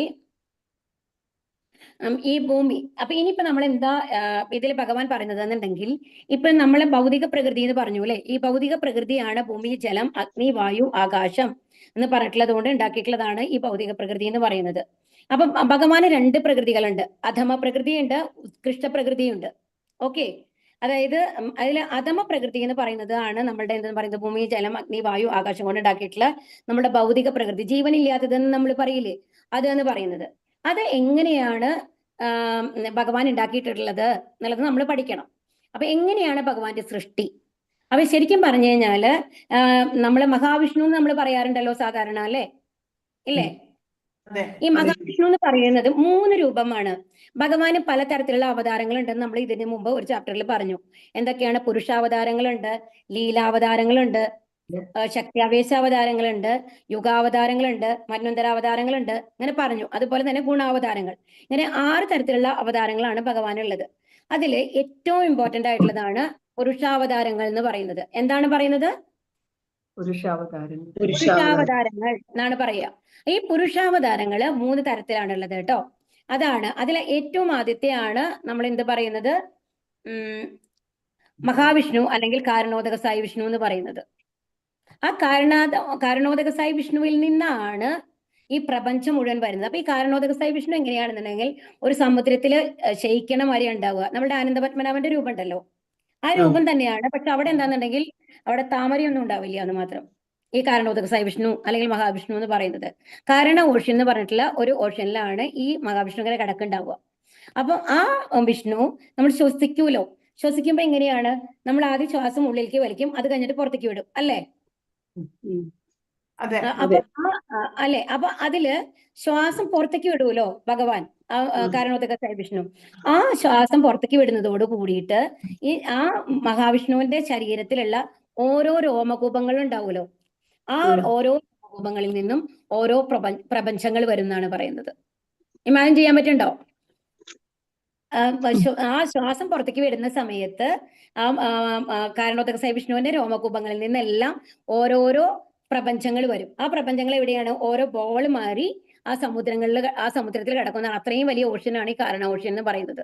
ഓക്കെ, അപ്പൊ അതാണ് അങ്ങനെയാണ് പ്രപഞ്ചം സൃഷ്ടിക്കുന്നത്. അതിനുശേഷം ഈ മഹാവിഷ്ണു കഴിഞ്ഞു കഴിഞ്ഞിട്ട് പിന്നെ വരുന്നത് മഹാവിഷ്ണുവിൽ നിന്ന് തന്നെ ഒരു ആയിട്ട് വിസ്തരിച്ചിട്ട് ഗർഭോദക സായി വിഷ്ണു എന്നുള്ള ഒരു വിഷ്ണു രൂപം വരും. ഓക്കെ, 3 വിഷ്ണു രൂപങ്ങളാണ് കേട്ടോ. അപ്പൊ ഇത് ഗർഭോദക സായി വിഷ്ണു. അപ്പൊ ഈ ഗർഭോദക സായി വിഷ്ണു എന്നിട്ട് എന്ത് ചെയ്യുന്നത്? ഈ ഓരോ പ്രപഞ്ചം ഉണ്ടല്ലോ, കുറെ പ്രപഞ്ചങ്ങൾ ഉണ്ടായിട്ടുണ്ടല്ലോ, ഇപ്പൊ ലക്ഷക്കണക്കിന് കോടിക്കണക്കിന് പ്രപഞ്ചങ്ങളാണ് ഇപ്പൊ ഉണ്ടായിട്ടുള്ളത് ആ ഭഗവാൻ ശ്വാസം വിടുമ്പോ. അതിൽ ഒരു പ്രപഞ്ചം, എല്ലാ പ്രപഞ്ചത്തിന്റെ ഉള്ളിലേക്കും ഈ ഗർഭോദക സായി വിഷ്ണു വരും. അതിൽ ഒരു പ്രപഞ്ചം മാത്രം നമ്മൾക്ക് എടുക്കാം. അത് അങ്ങനത്തെ ഒരു പ്രപഞ്ചത്തിന്റെ ഉള്ളിലാണ് നമ്മളൊക്കെ ഉള്ളത് കേട്ടോ. അപ്പോൾ ആ പ്രപഞ്ചത്തിന്റെ ഉള്ളിലേക്ക് ഗർഭോദക സായി വിഷ്ണു ഉള്ളിലേക്ക് വരും. ഉള്ളിലേക്ക് വന്നു കഴിഞ്ഞിട്ട് അവിടെ ഗർഭ ഓഷ്യൻ എന്ന് പറഞ്ഞിട്ടുണ്ട്. അതിലാണ് അത് എങ്ങനെയാണ് അവിടെ വെള്ളം വരണമെന്നുണ്ടെങ്കിൽ ഈ ഗർഭോദക സായി വിഷ്ണുവിന്റെ ദേഹത്തിൽ നിന്ന് തന്നെയാണ്. നമ്മുടെ വേർപ്പ് എന്നൊക്കെ പറയില്ലേ, സ്വെറ്റ് എന്നൊക്കെ പറയില്ലേ, അപ്പൊ അങ്ങനെ ആ വെള്ളമാണ് പകുതി ആ പ്രപഞ്ചം നിറഞ്ഞു കഴിഞ്ഞിട്ട് ഗർഭോദക സായി വിഷ്ണു അതിൽ കിടക്കുകയാണ്. ആ ഗർഭോദക സായി വിഷ്ണുവിന്റെ നാഭിയിൽ നിന്ന്, പൊക്കിൾക്കുടിയിൽ നിന്നാണ് ഒരു താമര വരുന്നത്. ആ താമരയിൽ നിന്നാണ് ആര് വന്നത്? ബ്രഹ്മാവ് വന്നത്, അല്ലെ? അപ്പൊ ഈ താമരയുടെ തണ്ടുണ്ടല്ലോ, ആ പൊക്കിൾക്കുടിയുടെ അതായിട്ട് യോജിപ്പിക്കുന്നതാണ് തണ്ടായിട്ട് കിടക്കുന്നത്. ആ താമരത്തണ്ട് എന്ന് പറയുന്നതിലാണ് 14 ലോകങ്ങൾ ഉള്ളത്. എത്ര ലോകങ്ങളാണ്? 14 ലോകങ്ങൾ. അതില് നടുവിലത്തെ ലോകമാണ് ഭൂലോകം എന്ന് പറയുന്ന ലോകത്തിലാണ് നമ്മളുള്ളത്. ഓക്കെ, അതിന്റെ മേലെ സ്വർഗലോകങ്ങളും നമ്മുടെ ഭൂലോകത്തിന്റെ താഴെ പാതാള ലോകങ്ങളുമാണ് ഉള്ളത്. ഇത് നമ്മൾ 9ാമത്തെ അധ്യായത്തിൽ അതിന്റെ പിക്ചർ കാണിച്ചു കഴിഞ്ഞിട്ട് നിങ്ങൾക്ക് വിസ്തരിച്ച് പറഞ്ഞു തരാം കേട്ടോ. അപ്പോ അതിന് 9th ചാപ്റ്ററിൽ ഇത് കുറച്ചും കൂടി എലാബറേറ്റ് ആയിട്ട് വരും. ഇത് നിങ്ങൾക്ക് ജസ്റ്റ് മനസ്സിലാവാൻ വേണ്ടിയിട്ട് ഞാൻ പറയുന്നതാണ്. അപ്പൊ നമ്മളിപ്പോ ഏത് 2 വിഷ്ണുവിനെ കുറിച്ചിട്ടാണ് പറഞ്ഞത്? ആദ്യം കാരണോദക സായി വിഷ്ണു, പിന്നെ മഹാവിഷ്ണു. ഓക്കെ, അതിൽ നിന്ന് പിന്നെ വരുന്നത് ആരാണ്? ഗർഭോദക സായി വിഷ്ണു വന്നു. അപ്പൊ ഇനി ഈ ബ്രഹ്മാവാണ് സൃഷ്ടി നടത്തുന്നത്. അപ്പൊ ബ്രഹ്മാവ് സൃഷ്ടിയൊക്കെ നടത്തി രൂപങ്ങളൊക്കെ വരും. ഓക്കെ, പക്ഷെ അതിന്റെ ഉള്ളിൽ നമ്മൾ ജീവൻ വരുന്നത് എപ്പോഴാണ്? ഭഗവാൻ നമ്മുടെ ഉള്ളിൽ പ്രവേശിക്കണം. അപ്പൊ ആ എല്ലാവരുടെ ഹൃദയത്തിന്റെ ഉള്ളിലും ആത്മാവ് ഓൾറെഡി ഉണ്ടല്ലോ. ആത്മാവ് വന്നതിന് ശേഷം ഭഗവാൻ പരമാത്മാവ് രൂപത്തില്, അതും ചതുർബാഹുവായിട്ടുള്ള വിഷ്ണു രൂപം തന്നെയാണ് കേട്ടോ. ക്ഷീരോദക സായി വിഷ്ണു എന്നാണ് പറയാ. എന്താ പറയാ? ക്ഷീരോദക സായി വിഷ്ണു. ക്ഷീര എന്ന് പറഞ്ഞ പാല് എന്നർത്ഥം. ക്ഷീരോദക സായി വിഷ്ണു എന്ന് പറഞ്ഞു കഴിഞ്ഞാൽ പാൽക്കടലിൽ ശയിക്കുന്ന വിഷ്ണു എന്നർത്ഥം കേട്ടോ. അപ്പൊ അതാണ് ക്ഷീരോദക സായി വിഷ്ണു എന്ന് പറയുന്നത്. ആ ക്ഷീരോദക സായി വിഷ്ണു ആണ് എല്ലാവരുടെ ഉള്ളിലും ഏത് രൂപത്തിലുള്ളത്? പരമാത്മാ രൂപത്തിലുള്ളത്. ഓക്കെ, ഇപ്പൊ മനസ്സിലായി. 3 പുരുഷാവതാരങ്ങൾ എന്ന് പറഞ്ഞാൽ ആരൊക്കെയാണ് അപ്പോ? കാരണോദക സായി വിഷ്ണു, ഗർഭോദക സായി വിഷ്ണു, ക്ഷീരോദക സായി വിഷ്ണു. അപ്പൊ മനസ്സിലായില്ലേ? അപ്പൊ ഇത് നിങ്ങൾക്ക് ചോദ്യം ഉണ്ട്, അതുകൊണ്ടാണ് ഞാൻ ഇത്രയും ഇതായിട്ട് പറഞ്ഞു തരുന്നത്. അപ്പൊ അങ്ങനെയാണ് സൃഷ്ടി നടത്തുന്നത്. അപ്പൊ ഇതിപ്പോ എല്ലാം മനസ്സിലായല്ലോ അല്ലെ നിങ്ങൾക്ക്? ഇനി ഭൂമി, ജലം, അഗ്നി, വായു, ആകാശം. ഇനി നമ്മളുടെ ശരീരത്തിൽ ഭൂമി എന്നുള്ളത് എവിടെയാണെന്നുള്ളത് നമ്മൾ പറഞ്ഞിരുന്നു. എവിടെയാ? ആർക്കെങ്കിലും പറയാൻ പറ്റുമോ? മുമ്പ് ക്ലാസ്സിൽ നമ്മൾ അന്ന് പറഞ്ഞിട്ടുണ്ടായിരുന്നു ഭൂമി നമ്മുടെ ദേഹത്തിലെ എല്ലാ ഇതായിട്ടുള്ളത്, ഈ ബോണ്, നമ്മുടെ എല്ല് എന്ന് പറയുന്നതൊക്കെ എന്താണ്? എർത്ത്, കാർബൺ ആണ്. അതാണ് ഭൂമി എന്ന് പറഞ്ഞത് കൊണ്ട് ഉദ്ദേശിക്കുന്നത്. ഇനി ജലം ഏതിലാണുള്ളത്? ഹരേ കൃഷ്ണ. ബ്ലഡില്. ജലം ഏതിലുള്ളേ? ദ്രാവക രൂപത്തിൽ എന്താ ഉള്ളത് നമ്മുടെ ശരീരത്തില്? രക്തമുണ്ട്. പിന്നെന്താ ഉള്ളത്? ഉമിനീര്, സലൈവ. ഉമിനീര് വെള്ളല്ലേ? ആ വെള്ളം ഇറക്കിയില്ലെങ്കിൽ നമുക്ക് ജീവിക്കാനും കൂടി പറ്റില്ല എന്ന് ആലോചിക്കണം. അപ്പൊ അതാണ് ജലം എന്ന് പറയുന്നത്. പിന്നെ അഗ്നി എന്ന് പറയുന്നത് നമ്മളുടെ എന്താണ്, വയറ്റിൽ നമ്മളുടെ ഭക്ഷണങ്ങൾക്ക് ദഹിപ്പിക്കുന്നത് അഗ്നിയാണ് അല്ലെ? അതാണ് അഗ്നി. അത് നമ്മുടെ വയറ്റിലാണുള്ളത്, സ്റ്റൊമക്കിലാണുള്ളത്. വായു എന്ന് പറയുന്നത് നമ്മൾക്ക് അറിയണതാണല്ലോ. നമ്മൾ ശ്വസിക്കുന്ന വായു നമ്മളുടെ ലങ്സിലും എല്ലായിടത്തും ഉള്ളത് വായുവാണ്. ഇനി ബ്ലഡിൽ കൂടെയാണ് എല്ലായിടത്തും അത് എത്തുന്നത്. ഇനി ആകാശം എന്ന് പറയുന്നത് എന്താണ്? ആകാശം എന്ന് പറയുന്നത് നമ്മുടെ ഹാർട്ടിന്റെ പുറത്ത് അങ്ങനത്തെ നമ്മുടെ ഓർഗൻസ് ഒക്കെ ഉണ്ടല്ലോ, നമ്മുടെ ഉള്ളിലത്തെ ഇന്റേണൽ ഓർഗൻസ്, നമ്മുടെ ഉള്ളിലത്തെ അവയവങ്ങളൊക്കെ ഉണ്ടല്ലോ, അതിനെ കവർ ചെയ്ത് കഴിഞ്ഞിട്ട് ഒരു ചെറിയ ഭാഗം വായു ഒന്നും ഇല്ലാത്തത്, അതായത് എംപ്റ്റി ആയിട്ടുള്ള ഭാഗം ഉണ്ടാവും എന്നാണ് പറയുന്നത് കേട്ടോ. അതാണ് ആകാശം എന്നതുകൊണ്ട് ഉദ്ദേശിക്കുന്നത്. ഇനി മനസ്സ്, ബുദ്ധി, വിദ്യ, അഹങ്കാരം, ഇതൊക്കെ നമുക്ക് അറിയാലോ, സൂക്ഷ്മ ശരീരം എന്നുള്ളത്. ഇനി അപരേയം ഇതസ്തുന്യാം പ്രകൃതിം വിധി മേ പരാം ജീവഭൂതാം മഹാബാഹോ യേദം ധാര്യതേ ജഗത്. ഇവയ്ക്ക് പുറമെ ഹേ മഹാബാഹുവായ അർജുന, എനിക്ക് മറ്റൊരു ഉത്കൃഷ്ട ശക്തി കൂടിയുണ്ട്. ഇത് ഈ താഴ്ന്ന തരം ഭൗതിക പ്രകൃതിയുടെ വിഭവങ്ങളെ ചൂഷണം ചെയ്യുന്ന ജീവഗണങ്ങളാണത്. അപ്പൊ ഇപ്പൊ നമ്മൾ പറഞ്ഞു, ഇതിപ്പോ ജീവനില്ലാത്ത ആ സൃഷ്ടിയെ കുറിച്ചിട്ട്, ഭൗതിക സൃഷ്ടിയെ കുറിച്ചിട്ടാണ് പറഞ്ഞത് അല്ലെ? അപ്പൊ ആ സൃഷ്ടി ഒക്കെ പറയുന്നതാണ് അധമ ശക്തി. അപ്പൊ 2 തരം ശക്തികളാണ് ഭഗവാനുള്ളത്, അധമ ശക്തിയും ഉത്കൃഷ്ട ശക്തിയും. ഓക്കെ, അധമ ശക്തി എന്ന് പറയുന്നത് താഴ്ന്ന തരം, ഉത്കൃഷ്ട ശക്തി എന്ന് പറയുന്നത് ഉയർന്ന തരം എന്നാണ് ഉദ്ദേശിക്കുന്നത്. അപ്പൊ ഈ ഭൗതിക പ്രകൃതിയൊക്കെ വരുന്നത് അധമ ശക്തിയിലാണ്. ഇനി ഇവിടെ എന്താ പറയുന്നത്? എനിക്ക് വേറൊരു ശക്തിയും കൂടി ഉണ്ട്. അത് ഏത് ശക്തിയാണ്? ഉത്കൃഷ്ട ശക്തി. അതായത് ജീവഗണങ്ങൾ, അതായത് നമ്മളൊക്കെ ഉത്കൃഷ്ട ശക്തിയിൽ വരുന്നതാണ് ഭഗവാന്റെ. അപ്പൊ നമ്മൾ എന്താ ചെയ്യുക? ഈ ഭൗതിക പ്രകൃതിയിലെ ധാന്യങ്ങളും ഒക്കെ ഭക്ഷിച്ച് കഴിഞ്ഞിട്ടല്ലേ നമ്മൾ ജീവിക്കുന്നത്. അപ്പൊ അതുപോലെ വെള്ളവും വായു ഒക്കെ നമ്മൾ ഉപയോഗിച്ചിട്ടാണ് നമ്മളുടെ ജീവൻ നിലനിർത്തുന്നത് അല്ലെ? അതുകൊണ്ടാണ് ഇവിടെ പറയുന്നത് ഭൗതിക പ്രകൃതിയുടെ വിഭവങ്ങളെ ചൂഷണം ചെയ്യുന്ന ജീവഗണങ്ങളാണ് നമ്മൾ എന്ന് പറയുന്നത്. പറയാലോ. അപ്പൊ നമ്മൾ എത്ര തരത്തിലുണ്ടെന്നാണ് പറഞ്ഞത്? 84 ലക്ഷം വർഗങ്ങളാണ് ഉള്ളത്. അതില് മനുഷ്യ ജീവികൾ എത്ര തരത്തിലുണ്ട്? ഹരേ കൃഷ്ണ. 4 ലക്ഷം തരത്തില്. 4 ലക്ഷമാണ് കേട്ടോ. നിങ്ങൾ ഒരു പുസ്തകവും പേനയും എപ്പോഴും വെച്ച് കഴിഞ്ഞാൽ നല്ലതായിരിക്കും. പിന്നെ നിങ്ങൾക്ക് ഓർക്കാനായിട്ട് സാധിക്കും. എപ്പോഴും വീഡിയോ എടുത്ത് നോക്കാൻ പറ്റില്ലല്ലോ, അത് കാരണം. ഇത് എപ്പോഴും ഇങ്ങനെ റിപ്പീറ്റഡ് ആയിട്ട് വന്നുകൊണ്ടിരിക്കുന്ന കാര്യങ്ങളാണ് കേട്ടോ. മത്ത പരതരം നാണ്യ, ഇവിടെ പരതരം എന്നാണ് കേട്ടോ വരേണ്ടത്. പലാന്ന് തെറ്റി കൊടുത്തിരിക്കുന്നതാണ്. മത്ത പരതരം നാണ്യ കിഞ്ചിതസ്തി ധനഞ്ജയ മയി സർവമിതം പ്രോതം സൂത്രേ മണിഗണായിവ. അപ്പൊ ഇനി ഇവിടെ എന്താ പറയണെന്നുണ്ടെങ്കിൽ, അപ്പൊ ശരി, ഇപ്പൊ നമ്മൾ പറഞ്ഞു, ഭഗവാൻ പറഞ്ഞു ഈ പ്രപഞ്ചങ്ങൾ ഉണ്ടാക്കി, ഒരുപാട് പ്രപഞ്ചങ്ങളുണ്ട്, അതിലൊരു പ്രപഞ്ചത്തിനുള്ളിലാണ് നമ്മളുള്ളത് എന്നൊക്കെ നമ്മൾ പറഞ്ഞു. ഇനി പ്രപഞ്ചങ്ങളൊക്കെ എങ്ങനെയാണ് നിലനിൽക്കുന്നത്? അപ്പൊ നമ്മൾക്ക് തന്നെ അറിയാം അല്ലെ, നമ്മുടെ ഒരുപാട് ഗാലക്സി, മിൽക്കി വേ നമ്മൾ പഠിച്ചിട്ടുണ്ട്. ഒരുപാട് നക്ഷത്രങ്ങളെ നമുക്ക് മേലെ കാണാനായിട്ട് സാധിക്കും. പക്ഷേ ശാസ്ത്രങ്ങളിലൊക്കെ നക്ഷത്രങ്ങൾ എന്നല്ല പറയുക, ഗ്രഹങ്ങൾ എന്നാണ് പറയുക കേട്ടോ. ഇതൊക്കെ സൂര്യനെയും ഗ്രഹമായിട്ടാണ് പറയുക. ഓക്കെ, അപ്പൊ അത്രയും കാര്യങ്ങളുണ്ട്. ഇപ്പൊ നമ്മൾക്കറിയാം വ്യാഴമൊക്കെ അത്രയും വലിപ്പം കൂടിയതാണ്, വെയിറ്റ് കൂടിയതാണ്. അപ്പൊ ഒരുപാട് കാര്യങ്ങൾ നമുക്ക് കാണാൻ സാധിക്കുന്നുണ്ട്. പക്ഷെ എങ്ങനെ ഇത് നിലനിൽക്കുന്നു? എങ്ങനെയാണ് അത് അതിന്റെ സ്ഥാനത്ത് നിൽക്കുന്നത്? നമ്മൾ സയൻസിൽ പഠിച്ചിട്ടുണ്ട് എന്തെന്ന്, അതിനൊരു ഓർബിറ്റ് ഉണ്ട്, ഒരു സാങ്കല്പിക പാത്ത് ഉണ്ട്, അതിൽ കൂടെയാണ് ഭൂമി ഭ്രമണം ചെയ്തുകൊണ്ടിരിക്കുന്നത് എന്നൊക്കെ പറയുന്നുണ്ട്.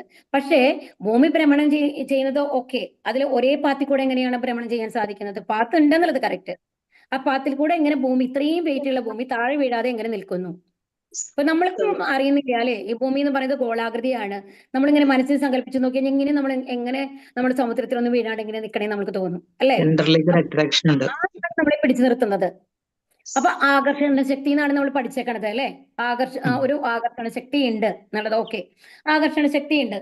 പക്ഷേ നമ്മൾക്ക് എന്താ മനസ്സിലാവേണ്ടത് എന്നുണ്ടെങ്കിൽ, ഇത്രയും ആകർഷണ ശക്തി ഉണ്ടെങ്കിലും എത്രയോ യുഗങ്ങളായിട്ട് ഒരു മാറ്റം കൂടാതെ എങ്ങനെ നിലനിൽക്കാൻ സാധിക്കുക? നമ്മൾക്ക് ഒരേമാതിരി എല്ലാ ദിവസവും പ്രവർത്തിക്കാൻ സാധിക്കുന്നുണ്ടോ?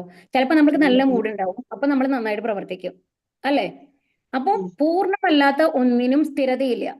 നമ്മൾ മനസ്സിലാക്കണം. ഈ ഭൗതിക ലോകത്തിലെ നമ്മൾക്ക് ഏതെങ്കിലും ഒരാൾ സ്ഥിരമായിട്ട് എല്ലാ ദിവസവും ഞാൻ 6 മണിക്ക് എണീക്കുന്നു പറഞ്ഞു കഴിഞ്ഞാൽ 1 മിനിറ്റ് അങ്ങോട്ടും ഇങ്ങോട്ടും പോവാണ്ട് നമുക്ക് എഴുന്നേൽക്കാൻ സാധിക്കുമോ? നമ്മുടെ എല്ലാ കർമ്മങ്ങളും ഒരേ സമയത്ത് നമുക്ക് അവസാനിപ്പിക്കാനായിട്ട് സാധിക്കുമോ? ഇല്ല. പല ദിവസവും പല തരത്തിലാണ് നമ്മളൊക്കെ ഉള്ളത്. ഈ ഭൗതിക ലോകത്ത് ഒന്നും സ്ഥിരമല്ല എന്ന് നമ്മൾ ഇതിനു മുമ്പ് പഠിച്ചു കഴിഞ്ഞു. അപ്പൊ ഈ സ്ഥിരമല്ലാത്ത ഈ ഭൗതിക ലോകത്ത് എങ്ങനെയാണ് സ്ഥിരമായിട്ട് സൂര്യൻ എന്ന് പറയുമ്പോൾ എല്ലാ ദിവസവും ഒരേ സമയത്ത് ഏകദേശം ആ ഒരു സമയത്ത് ഉദിക്കുന്നുണ്ട്, അസ്തമിക്കുന്നുണ്ട്, ഒരു ദിവസം പോലും സൂര്യൻ വരാത്തതില്ല, നമ്മൾക്കറിയാം അല്ലെ. അതുപോലെ ചന്ദ്രനാണെങ്കിലും അതെ, അതിന്റെ ആ കറക്റ്റായിട്ട് വലിപ്പം കുറഞ്ഞു വരുന്നു. അതിനുശേഷം എന്താണ് ഒരു ബ്ലാക്ക്, അതായത് ഒന്നുമില്ലാത്ത ഒരവസ്ഥയിൽ വരുന്നു. അതിനുശേഷം വീണ്ടും വലുതായി വന്നു കഴിഞ്ഞിട്ട് ഒരു പൗർണമി വരുമ്പോൾ അത് പൂർണ്ണചന്ദ്രനായിട്ട് നമ്മൾക്ക് കാണുന്നു. ഇതെല്ലാം കൃത്യമായിട്ട്. ഇന്ന് ഏകാദശിയാണ്. ഏകാദശി എന്ന് പറഞ്ഞാൽ എല്ലാ മാസവും 2 ഏകാദശി വരുന്നു, കറക്റ്റ് അല്ലേ? നമ്മൾ എല്ലാം റിപ്പീറ്റഡ് ആയിട്ട് വരുന്നുണ്ട്. അതെങ്ങനെ സാധിക്കുന്നു? അപ്പൊ നമ്മൾക്ക് സാധിക്കുന്നില്ല എന്നുണ്ടെങ്കിൽ നമ്മൾക്ക് എങ്ങനെയാണ് നമുക്ക് പറയാൻ പറ്റുക ഒരു ഭൗതിക പ്രകൃതിയിലുള്ള ആൾക്കാരെ കൊണ്ട് എല്ലാം സ്ഥിരമായിട്ട് നടത്താൻ സാധിക്കുന്നത്? എങ്ങനെയാണ് നമുക്ക് പറയാൻ സാധിക്കുക? അങ്ങനത്തെ ആരെങ്കിലും നമ്മൾ കാണണ്ടേ? ഈ ലോകത്ത് പൂർണ്ണമായിട്ട് ആരെങ്കിലും ഉണ്ടോ? ഇല്ല. അപ്പൊ അതാണ് ഇവിടെ പറയുന്നത്. ഭഗവാൻ നമ്മൾക്ക് പറഞ്ഞു തരാണ്. എന്താ ചെയ്യുന്നത്? ഒരു മാല അല്ലെ, ഇവിടെ ഒരു മാല കാണുന്നുണ്ട്. ആ മാലയിൽ നല്ല മനോഹരമായിട്ടുള്ള ഒരു മാലയാണ്. അപ്പൊ ഈ ഒരു ചരടില് ഈ മുത്തുമണികൾ കോർത്ത് ഒരു മാല കാണുമ്പോ നമ്മൾക്ക് അതിന്റെ ഉള്ളിലത്തെ ചരട് കാണാൻ പറ്റുന്നുണ്ടോ? ഇല്ല. നമ്മൾക്കതൊരു മാലയായിട്ടാണ് അറിയുക അല്ലെ. എന്നാൽ ആ ചരട്, പക്ഷെ നമ്മൾക്ക് അറിയാം എന്താണ് അതിന്റെ ഉള്ളിൽ ഒരു ചരടുണ്ട്, അല്ലാന്നുണ്ടെങ്കിൽ ഈ മുത്തുമണികൾ ഇങ്ങനെ നിൽക്കാൻ പറ്റില്ല എന്ന് നമ്മൾക്ക് അറിയാം. അതുപോലെ തന്നെ ഏതെങ്കിലും കാരണവശാൽ ആ ചരട് പൊട്ടിക്കഴിഞ്ഞു കഴിഞ്ഞാൽ ഈ മണികൾ മുഴുവൻ ചിന്നിച്ചെതറി കിടക്കും, അതൊരു മാലയുടെ രൂപത്തിൽ ഉണ്ടാവില്ല എന്ന് നമ്മൾക്ക് അറിയാം അല്ലെ. അപ്പൊ അതുപോലെ തന്നെയാണ് അദൃശ്യ ശക്തിയായിട്ട് ഭഗവാനാണ് ഈ പ്രപഞ്ചത്തിനെ മുഴുവൻ പിടിച്ചു നിർത്തുന്നത് എന്നാണ് പറയുന്നത്. ഒരു നിമിഷം ഭഗവാൻ വിചാരിച്ചു കഴിഞ്ഞാൽ എല്ലാം അവസാനിച്ചു എന്നുള്ളത് മനസ്സിലാക്കണം. അപ്പോ അതാണ്. പക്ഷെ ഭഗവാൻ എന്താ, അപ്പൊ നമ്മൾക്ക് തോന്നും അയ്യോ ഭഗവാൻ എത്ര ബുദ്ധിമുട്ടിയിട്ടായിരിക്കും അല്ലേ ഇങ്ങനെ പിടിച്ചു നിർത്തുണ്ടാവാന്ന്. അങ്ങനെയല്ല. ഭഗവാന് അതൊന്നും വലിയ കാര്യമല്ല. നമ്മൾക്കറിയാലോ, ഗോവർദ്ധന പർവ്വതം ഒരു ചെറുവിരലിലാണ് ഭഗവാൻ ഉയർത്തിയത് അല്ലെ. അതുപോലും നമ്മളെ കാണിക്കാൻ വേണ്ടിയിട്ടാണ് കുറച്ച് എഫേർട്ട് കാണിച്ചത്. ഭഗവാൻ ഒന്നുമില്ല, ജസ്റ്റ് നോക്കിക്കഴിഞ്ഞാൽ ഭഗവാൻ എല്ലാം ഈ പ്രപഞ്ചം മുഴുവൻ സൃഷ്ടിക്കുന്നത്, കാരണോദക സായി വിഷ്ണു സൃഷ്ടിക്കുന്നത് ഒരു നോട്ടത്തിൽ കൂടിയാണെന്ന് മനസ്സിലാക്കണം. അപ്പൊ ഭഗവാനെ സംബന്ധിച്ച് ഒന്നുമല്ല. അപ്പൊ അദൃശ്യ ശക്തിയായിട്ട് ഭഗവാനാണ് എല്ലാം നിലനിർത്തുന്നത് എന്ന് നമ്മളോട് പറയുകയാണ് ഇവിടെ. രസോകം അപ്സു കൗന്ദേയ പ്രഭാസ്മി ശശി സൂരയോഹോ പ്രണവ സർവവേദേഷു ശബ്ദഖേ പൗരുഷം നൃഷു. അപ്പൊ ഇവിടെ എന്താണ് പറയുന്നത്? രസോകം അപ്സു കൗന്ദേയ. അപ്പൊ ഇനി നമ്മൾ എങ്ങനെയാണ് ഭഗവാനെ അറിയേണ്ടത്? അപ്പൊ നമ്മൾ പറഞ്ഞു, നമ്മൾക്ക് എന്നാലും വിശ്വസിക്കാൻ കഷ്ടമാണ് അല്ലെ. ഭഗവാനാണ് എല്ലാം പിടിച്ചു നിർത്തുന്നത്, അദൃശ്യ ശക്തിയായിട്ടുണ്ട് എന്നൊക്കെ പറഞ്ഞു. അപ്പൊ ഭഗവാൻ പറയാ ആണ്, നമ്മൾക്ക് ഇനി അടുത്ത സ്റ്റെപ്പ് എന്താ പറയുകയാണെന്നുണ്ടെങ്കിൽ, ഓക്കെ ഇതൊക്കെ നിങ്ങൾക്ക് ബുദ്ധിമുട്ടാണെന്ന് വെച്ചോളൂ. ഓക്കെ, അങ്ങനെയാണെന്നുണ്ടെങ്കിൽ എന്ത് ചെയ്യാം? രസോഹം അപ്സു കൗന്ദേയ പ്രഭാസ്മി ശശി സൂരയോഹോ എന്നാണ്. അപ്പൊ എങ്ങനെ നിങ്ങൾക്ക് എന്നെ അറിയാം? അപ്പൊ എന്താണ് പറയുന്നത് ഇവിടെ? ജലത്തിന്റെ രസം എന്ന് പറയുന്നത് ഇവിടെ ഇതാണ് കേട്ടോ. ജലത്തിന്റെ രസം എന്ന് പറയുന്നത് എന്താണ്? ജലത്തിന്റെ ടേസ്റ്റ്. എപ്പോഴാണ് നമുക്ക് വെള്ളത്തിന് ടേസ്റ്റ് ഉണ്ടെന്ന് അറിയാം? നമ്മൾ സാധാരണ എപ്പോഴും പറയാ വെള്ളത്തിന് ടേസ്റ്റേ ഇല്ല എന്നാണ് പറയാ അല്ലെ.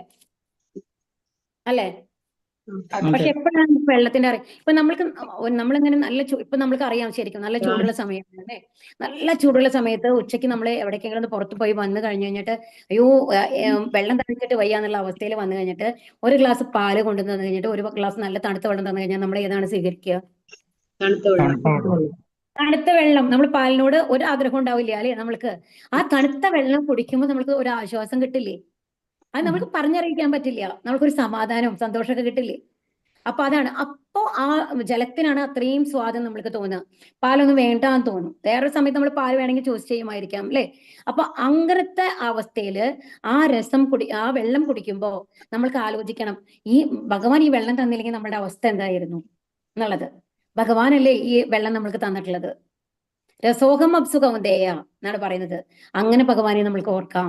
പിന്നെയോ പ്രഭാസ്മി ശശി സൂര്യോഹോ, സൂര്യപ്രകാശം വരുമ്പോ, അപ്പൊ അതുവരെയും ഇരുട്ടായിരുന്നു, നമുക്ക് കണ്ണ് കാണുന്നില്ല, ബുദ്ധിമുട്ടാണ്, പുറത്തിറങ്ങാൻ പറ്റാത്ത ഒരു അവസ്ഥയിൽ നിന്ന് രാവിലെ സൂര്യരശ്മികൾ വന്ന് നമുക്ക് പുറത്തു പോവാം. ആ മനോഹരമായ നല്ലൊരു നന്നായി ഉണ്ടാവും അല്ലെ. രാവിലെ നേരത്തെ വന്നു കഴിഞ്ഞിട്ട് നമ്മൾ പുറത്തേക്കൊക്കെ ഇറങ്ങുമ്പോൾ ആ പ്രകൃതിയിലെ കിളികളുടെ ഒച്ചയും എല്ലാം കൂടി ആസ്വദിക്കുമ്പോൾ അപ്പൊ നമ്മൾക്ക് തോന്നാം ഇതെല്ലാം ഭഗവാന്റെ സൃഷ്ടിയല്ലേ, എത്ര മനോഹരനാണ്, എത്ര ഉദാത്തമാണ് ഭഗവാന്റെ കൃപ എന്ന് പറയുന്നത്. ഈ ലോകം മുഴുവൻ നമ്മൾക്ക് പ്രകാശം തരികയാണ് അല്ലെ. ഒരൊറ്റ നിമിഷത്തിൽ നമ്മൾക്ക് ഫുൾ പ്രകാശമയമാണ് ഉണ്ടാവുക. അപ്പൊ ആ പ്രകാശം കാണുമ്പോൾ അതുപോലെ തന്നെ ആ ഒരു കുളിരുണ്ടാവും രാത്രിയിലത്തെ ആ എന്താണ് ചന്ദ്രന്റെ പ്രകാശങ്ങൾക്ക്, നിലാവ് ആസ്വദിക്കാൻ നല്ല ഭംഗിയാണ് അല്ലെ. എസ്പെഷ്യലി പൗർണമി എന്നൊക്കെ വന്നു കഴിഞ്ഞിട്ട് നമ്മൾ പുറത്തേക്ക് നോക്കുമ്പോൾ ഒരുപാട് മനോഹരമായിരിക്കും. അതുപോലെ തന്നെ ഒരു കുളിർമ നമ്മൾക്ക് അനുഭവപ്പെടും. ഇതൊക്കെ കാണുമ്പോൾ നമ്മൾക്ക് ആലോചിക്കാം, ഇതൊന്നുമില്ലെങ്കിൽ നമ്മളുടെ അവസ്ഥ എന്താണ്. സൂര്യരശ്മി ഇല്ലെങ്കിൽ എന്താ ഉണ്ടാവുക, ഏത് ഇതും മരങ്ങൾ വളരില്ല അല്ലെ, നമ്മൾക്ക് ജീവിക്കാൻ സാധിക്കില്ല. നമുക്ക് ശ്വാസം ലഭിക്കുന്നത് പോലും ഈ വായു ത്രൂ സൂര്യരശ്മി ഇല്ല എന്നുണ്ടെങ്കിൽ നമുക്കറിയാം, ഈ ക്ലോറോഫിൽ ഇല്ല, സൂര്യരശ്മി ഇല്ല, അതൊന്നും ഇല്ല എന്നുണ്ടെങ്കിൽ ഈ മരങ്ങൾക്ക് ഭക്ഷണം ഉണ്ടാക്കാൻ പറ്റില്ല, അതില്ലെങ്കിൽ നമ്മൾക്ക് നിലനിൽക്കാൻ പറ്റില്ല. അപ്പൊ അതൊക്കെ അതിന്റെയൊക്കെ പിന്നിൽ എന്താണ്, സൂര്യരശ്മി ഇല്ലാണ്ട് ഒന്നും നിലനിൽക്കുന്നില്ല, നമ്മൾക്ക് അറിയാം അല്ലെ. അതുപോലെ തന്നെയാണ് ഈ നമ്മളുടെ ഈ വെജിറ്റബിൾസിലൊക്കെ നമുക്കൊരു സ്വാദ് കിട്ടുന്നുണ്ടല്ലോ. ഓരോ എന്താണ് നമ്മുടെ ഫ്രൂട്ട്സ്, പഴങ്ങളിലെ അതിന്റെ മധുരമായാലും ശരി, അതിന് ഒരു ചവർപ്പായാലും ശരി, ആ സ്വാദുകളൊക്കെ വരുന്നത് ചന്ദ്രരശ്മിയുടെ പ്രഭാവത്തിലാണെന്നാണ് പറയുന്നത്. ഈ ചന്ദ്രന് ഉദിച്ചിട്ടില്ല, ചന്ദ്രരശ്മി ഇല്ല എന്നുണ്ടെങ്കിൽ ഈ ചെടികളിലൊന്നും ഈ കാണുന്ന സ്വാദൊന്നും നമ്മൾക്ക് ലഭിക്കില്ല അത്രേ. ഈ ഫലങ്ങളില് ആ വെജിറ്റബിളിന്റെ രസം എന്ന് പറയുന്നത് വരുന്നത് ചന്ദ്രരശ്മിയിൽ നിന്നാണ്. അപ്പൊ ഇതൊക്കെ കാണുമ്പോൾ നമ്മൾക്ക് അറിയാം, ഈ പ്രകൃതി ഇങ്ങനെ നിലനിൽക്കുന്നത് എന്തുകൊണ്ടാണ്, ഭഗവാനിലൂടെയാണ്. ഭഗവാനാണ് ഇതെല്ലാം നിലനിർത്തുന്നത് നമ്മൾക്ക് ആലോചിക്കാം. അതുപോലെയോ പ്രണവം സർവവേദേഷു, അപ്പൊ ഇവിടെ എന്താ പറയുന്നത്, ഓംകാരം അല്ലെ. ഓംകാരമാണ് ഭഗവാന്റെ ശബ്ദമായിട്ട് പറയാ, ആദിമ ശബ്ദമായിട്ട് പറയാ. പക്ഷെ നമ്മൾ ഹരേ കൃഷ്ണ മന്ത്രത്തില് ഓംകാരം ഇല്ലല്ലോ. പിന്നെ എന്തുകൊണ്ടാണ് ഹരേകൃഷ്ണ മന്ത്രം ജപിക്കാൻ പറയുന്നത്? ഹരേ കൃഷ്ണ ആർക്കെങ്കിലും പറയാൻ സാധിക്കുമോ?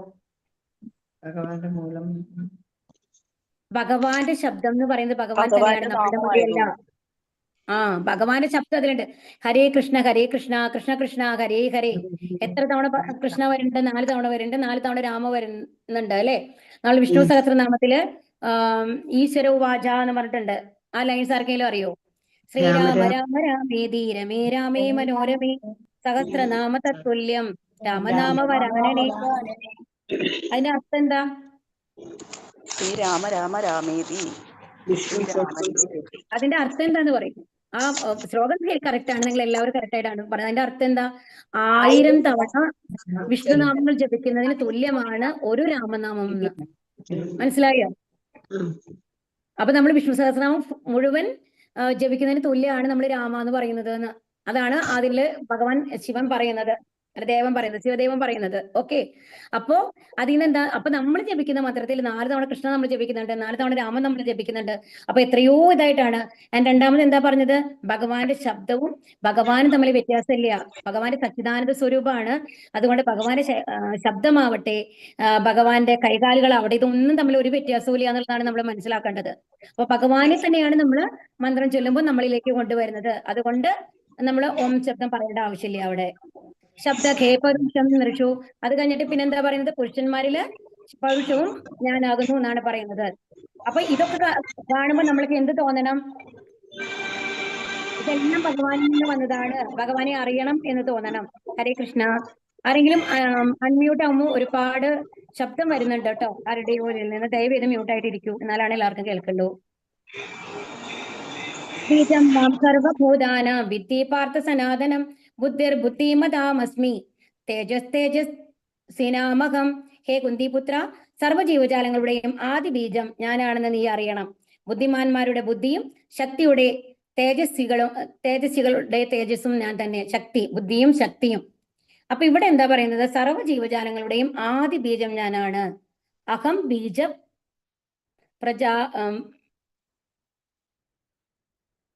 ഹരേ കൃഷ്ണ. കേൾക്കാൻ സാധിക്കുന്നുണ്ടോ? ഉണ്ട്. അപ്പൊ ഇവിടെ ഭഗവാൻ എന്താ പറയുന്നത്? ഞാനാണ് എല്ലാത്തിന്റെയും ബീജം. അപ്പൊ ഇവിടെ നമ്മൾ പറഞ്ഞു കാരണോദക വിഷ്ണുവിൽ നിന്നാണ് ഈ പ്രപഞ്ചങ്ങളൊക്കെ ഉണ്ടാക്കിയെന്ന് നമ്മൾ പറഞ്ഞു കഴിഞ്ഞല്ലോ. അത് കഴിഞ്ഞിട്ട് എല്ലാ സൃഷ്ടികളും ഗർഭോദക വിഷ്ണുവാണ് ബ്രഹ്മാവിനെ സൃഷ്ടിച്ചത്. ഓക്കെ. അപ്പൊ ഭഗവാൻ നോക്കുമ്പോഴാണ് ഈ ബ്രഹ്മാവിൽ കൂടി ഈ സൃഷ്ടിയെല്ലാം നടക്കുന്നത് എന്നാണ് പറയുന്നത്. ഓക്കെ. അപ്പൊ ആ ഭഗവാന്റെ നോട്ടത്തിൽ നിന്നാണ് പ്രകൃതിയും പുരുഷനും കൂടിയുള്ള ആ സംയോഗം നടന്നു കഴിഞ്ഞിട്ട് ഇതിലത്തെ എല്ലാ സൃഷ്ടികളും ഉണ്ടാവുന്നത് എന്നാണ് പറയുന്നത്. പക്ഷെ സൃഷ്ടി അത് ചെയ്യുന്നത് ആരാണ്? ആര് ത്രൂ ആണ് ചെയ്യുന്നത്? ബ്രഹ്മാവ് ത്രൂ ആണ് ചെയ്യുന്നത്. ഓക്കെ. അപ്പൊ അതുകൊണ്ടാണ് ഇവിടെ പറയുന്നത് ആദി ബീജം. ഭഗവാനിൽ നിന്നാണ് ആദ്യത്തെ സൃഷ്ടി വന്നിട്ടുള്ളത് അല്ലേ? അപ്പൊ അതാണ് ഭഗവാനാണ് പ്രപിതാമഹൻ എന്ന് പറയുന്നത്. അതായത് മുത്തച്ഛന്റെ മുത്തച്ഛൻ. അതായത് നമ്മളുടെ മുത്തച്ഛൻ ആരാണ്? ബ്രഹ്മാവാണ്. ബ്രഹ്മാവിൽ നിന്നാണ് മനുക്കളൊക്കെ വന്നിട്ടുള്ളത്. ഓക്കെ. ആ മനുക്കളിൽ നിന്നാണ് മനുഷ്യവംശം മുഴുവൻ വന്നിട്ടുള്ളത്. അപ്പൊ അത് ഇതിനു മുമ്പ് നമ്മൾ ഒരു ക്ലാസ്സിൽ പറയേണ്ടായിരുന്നു. പ്രജാപതി എന്നൊക്കെ നമ്മൾ പറഞ്ഞു അല്ലേ? ഓക്കെ. പ്രജാപതികളാണ് എന്നുള്ളത്. അപ്പോ ആ മനുക്കളാണ് മനുഷ്യ ജന്മത്തെ സൃഷ്ടിച്ചിട്ടുള്ളത്. അപ്പൊ നമ്മളുടെ മുത്തച്ഛനായിട്ടാണ് ആര് വരിക? ബ്രഹ്മാവ് വരിക. അപ്പൊ ബ്രഹ്മാവിന്റെയും പിതാവാണ് ആര്? ഭഗവാൻ വരുന്നത്. അതുകൊണ്ടാണ് ഇവിടെ ആദി ബീജം എന്ന് പറയുന്നത് കേട്ടോ. അപ്പൊ അതാണ് നമ്മുടെ മുതുമുത്തച്ഛനാണ് ഭഗവാൻ എന്ന് പറയും നമ്മളുടെയൊക്കെ. ഇനി ബുദ്ധിമാന്മാരുടെ ബുദ്ധി, ശക്തിയും തേജസ്സുകളുടെ തേജസ്സും ഞാൻ തന്നെ എന്നാണ് ഇവിടെ പറയുന്നത്.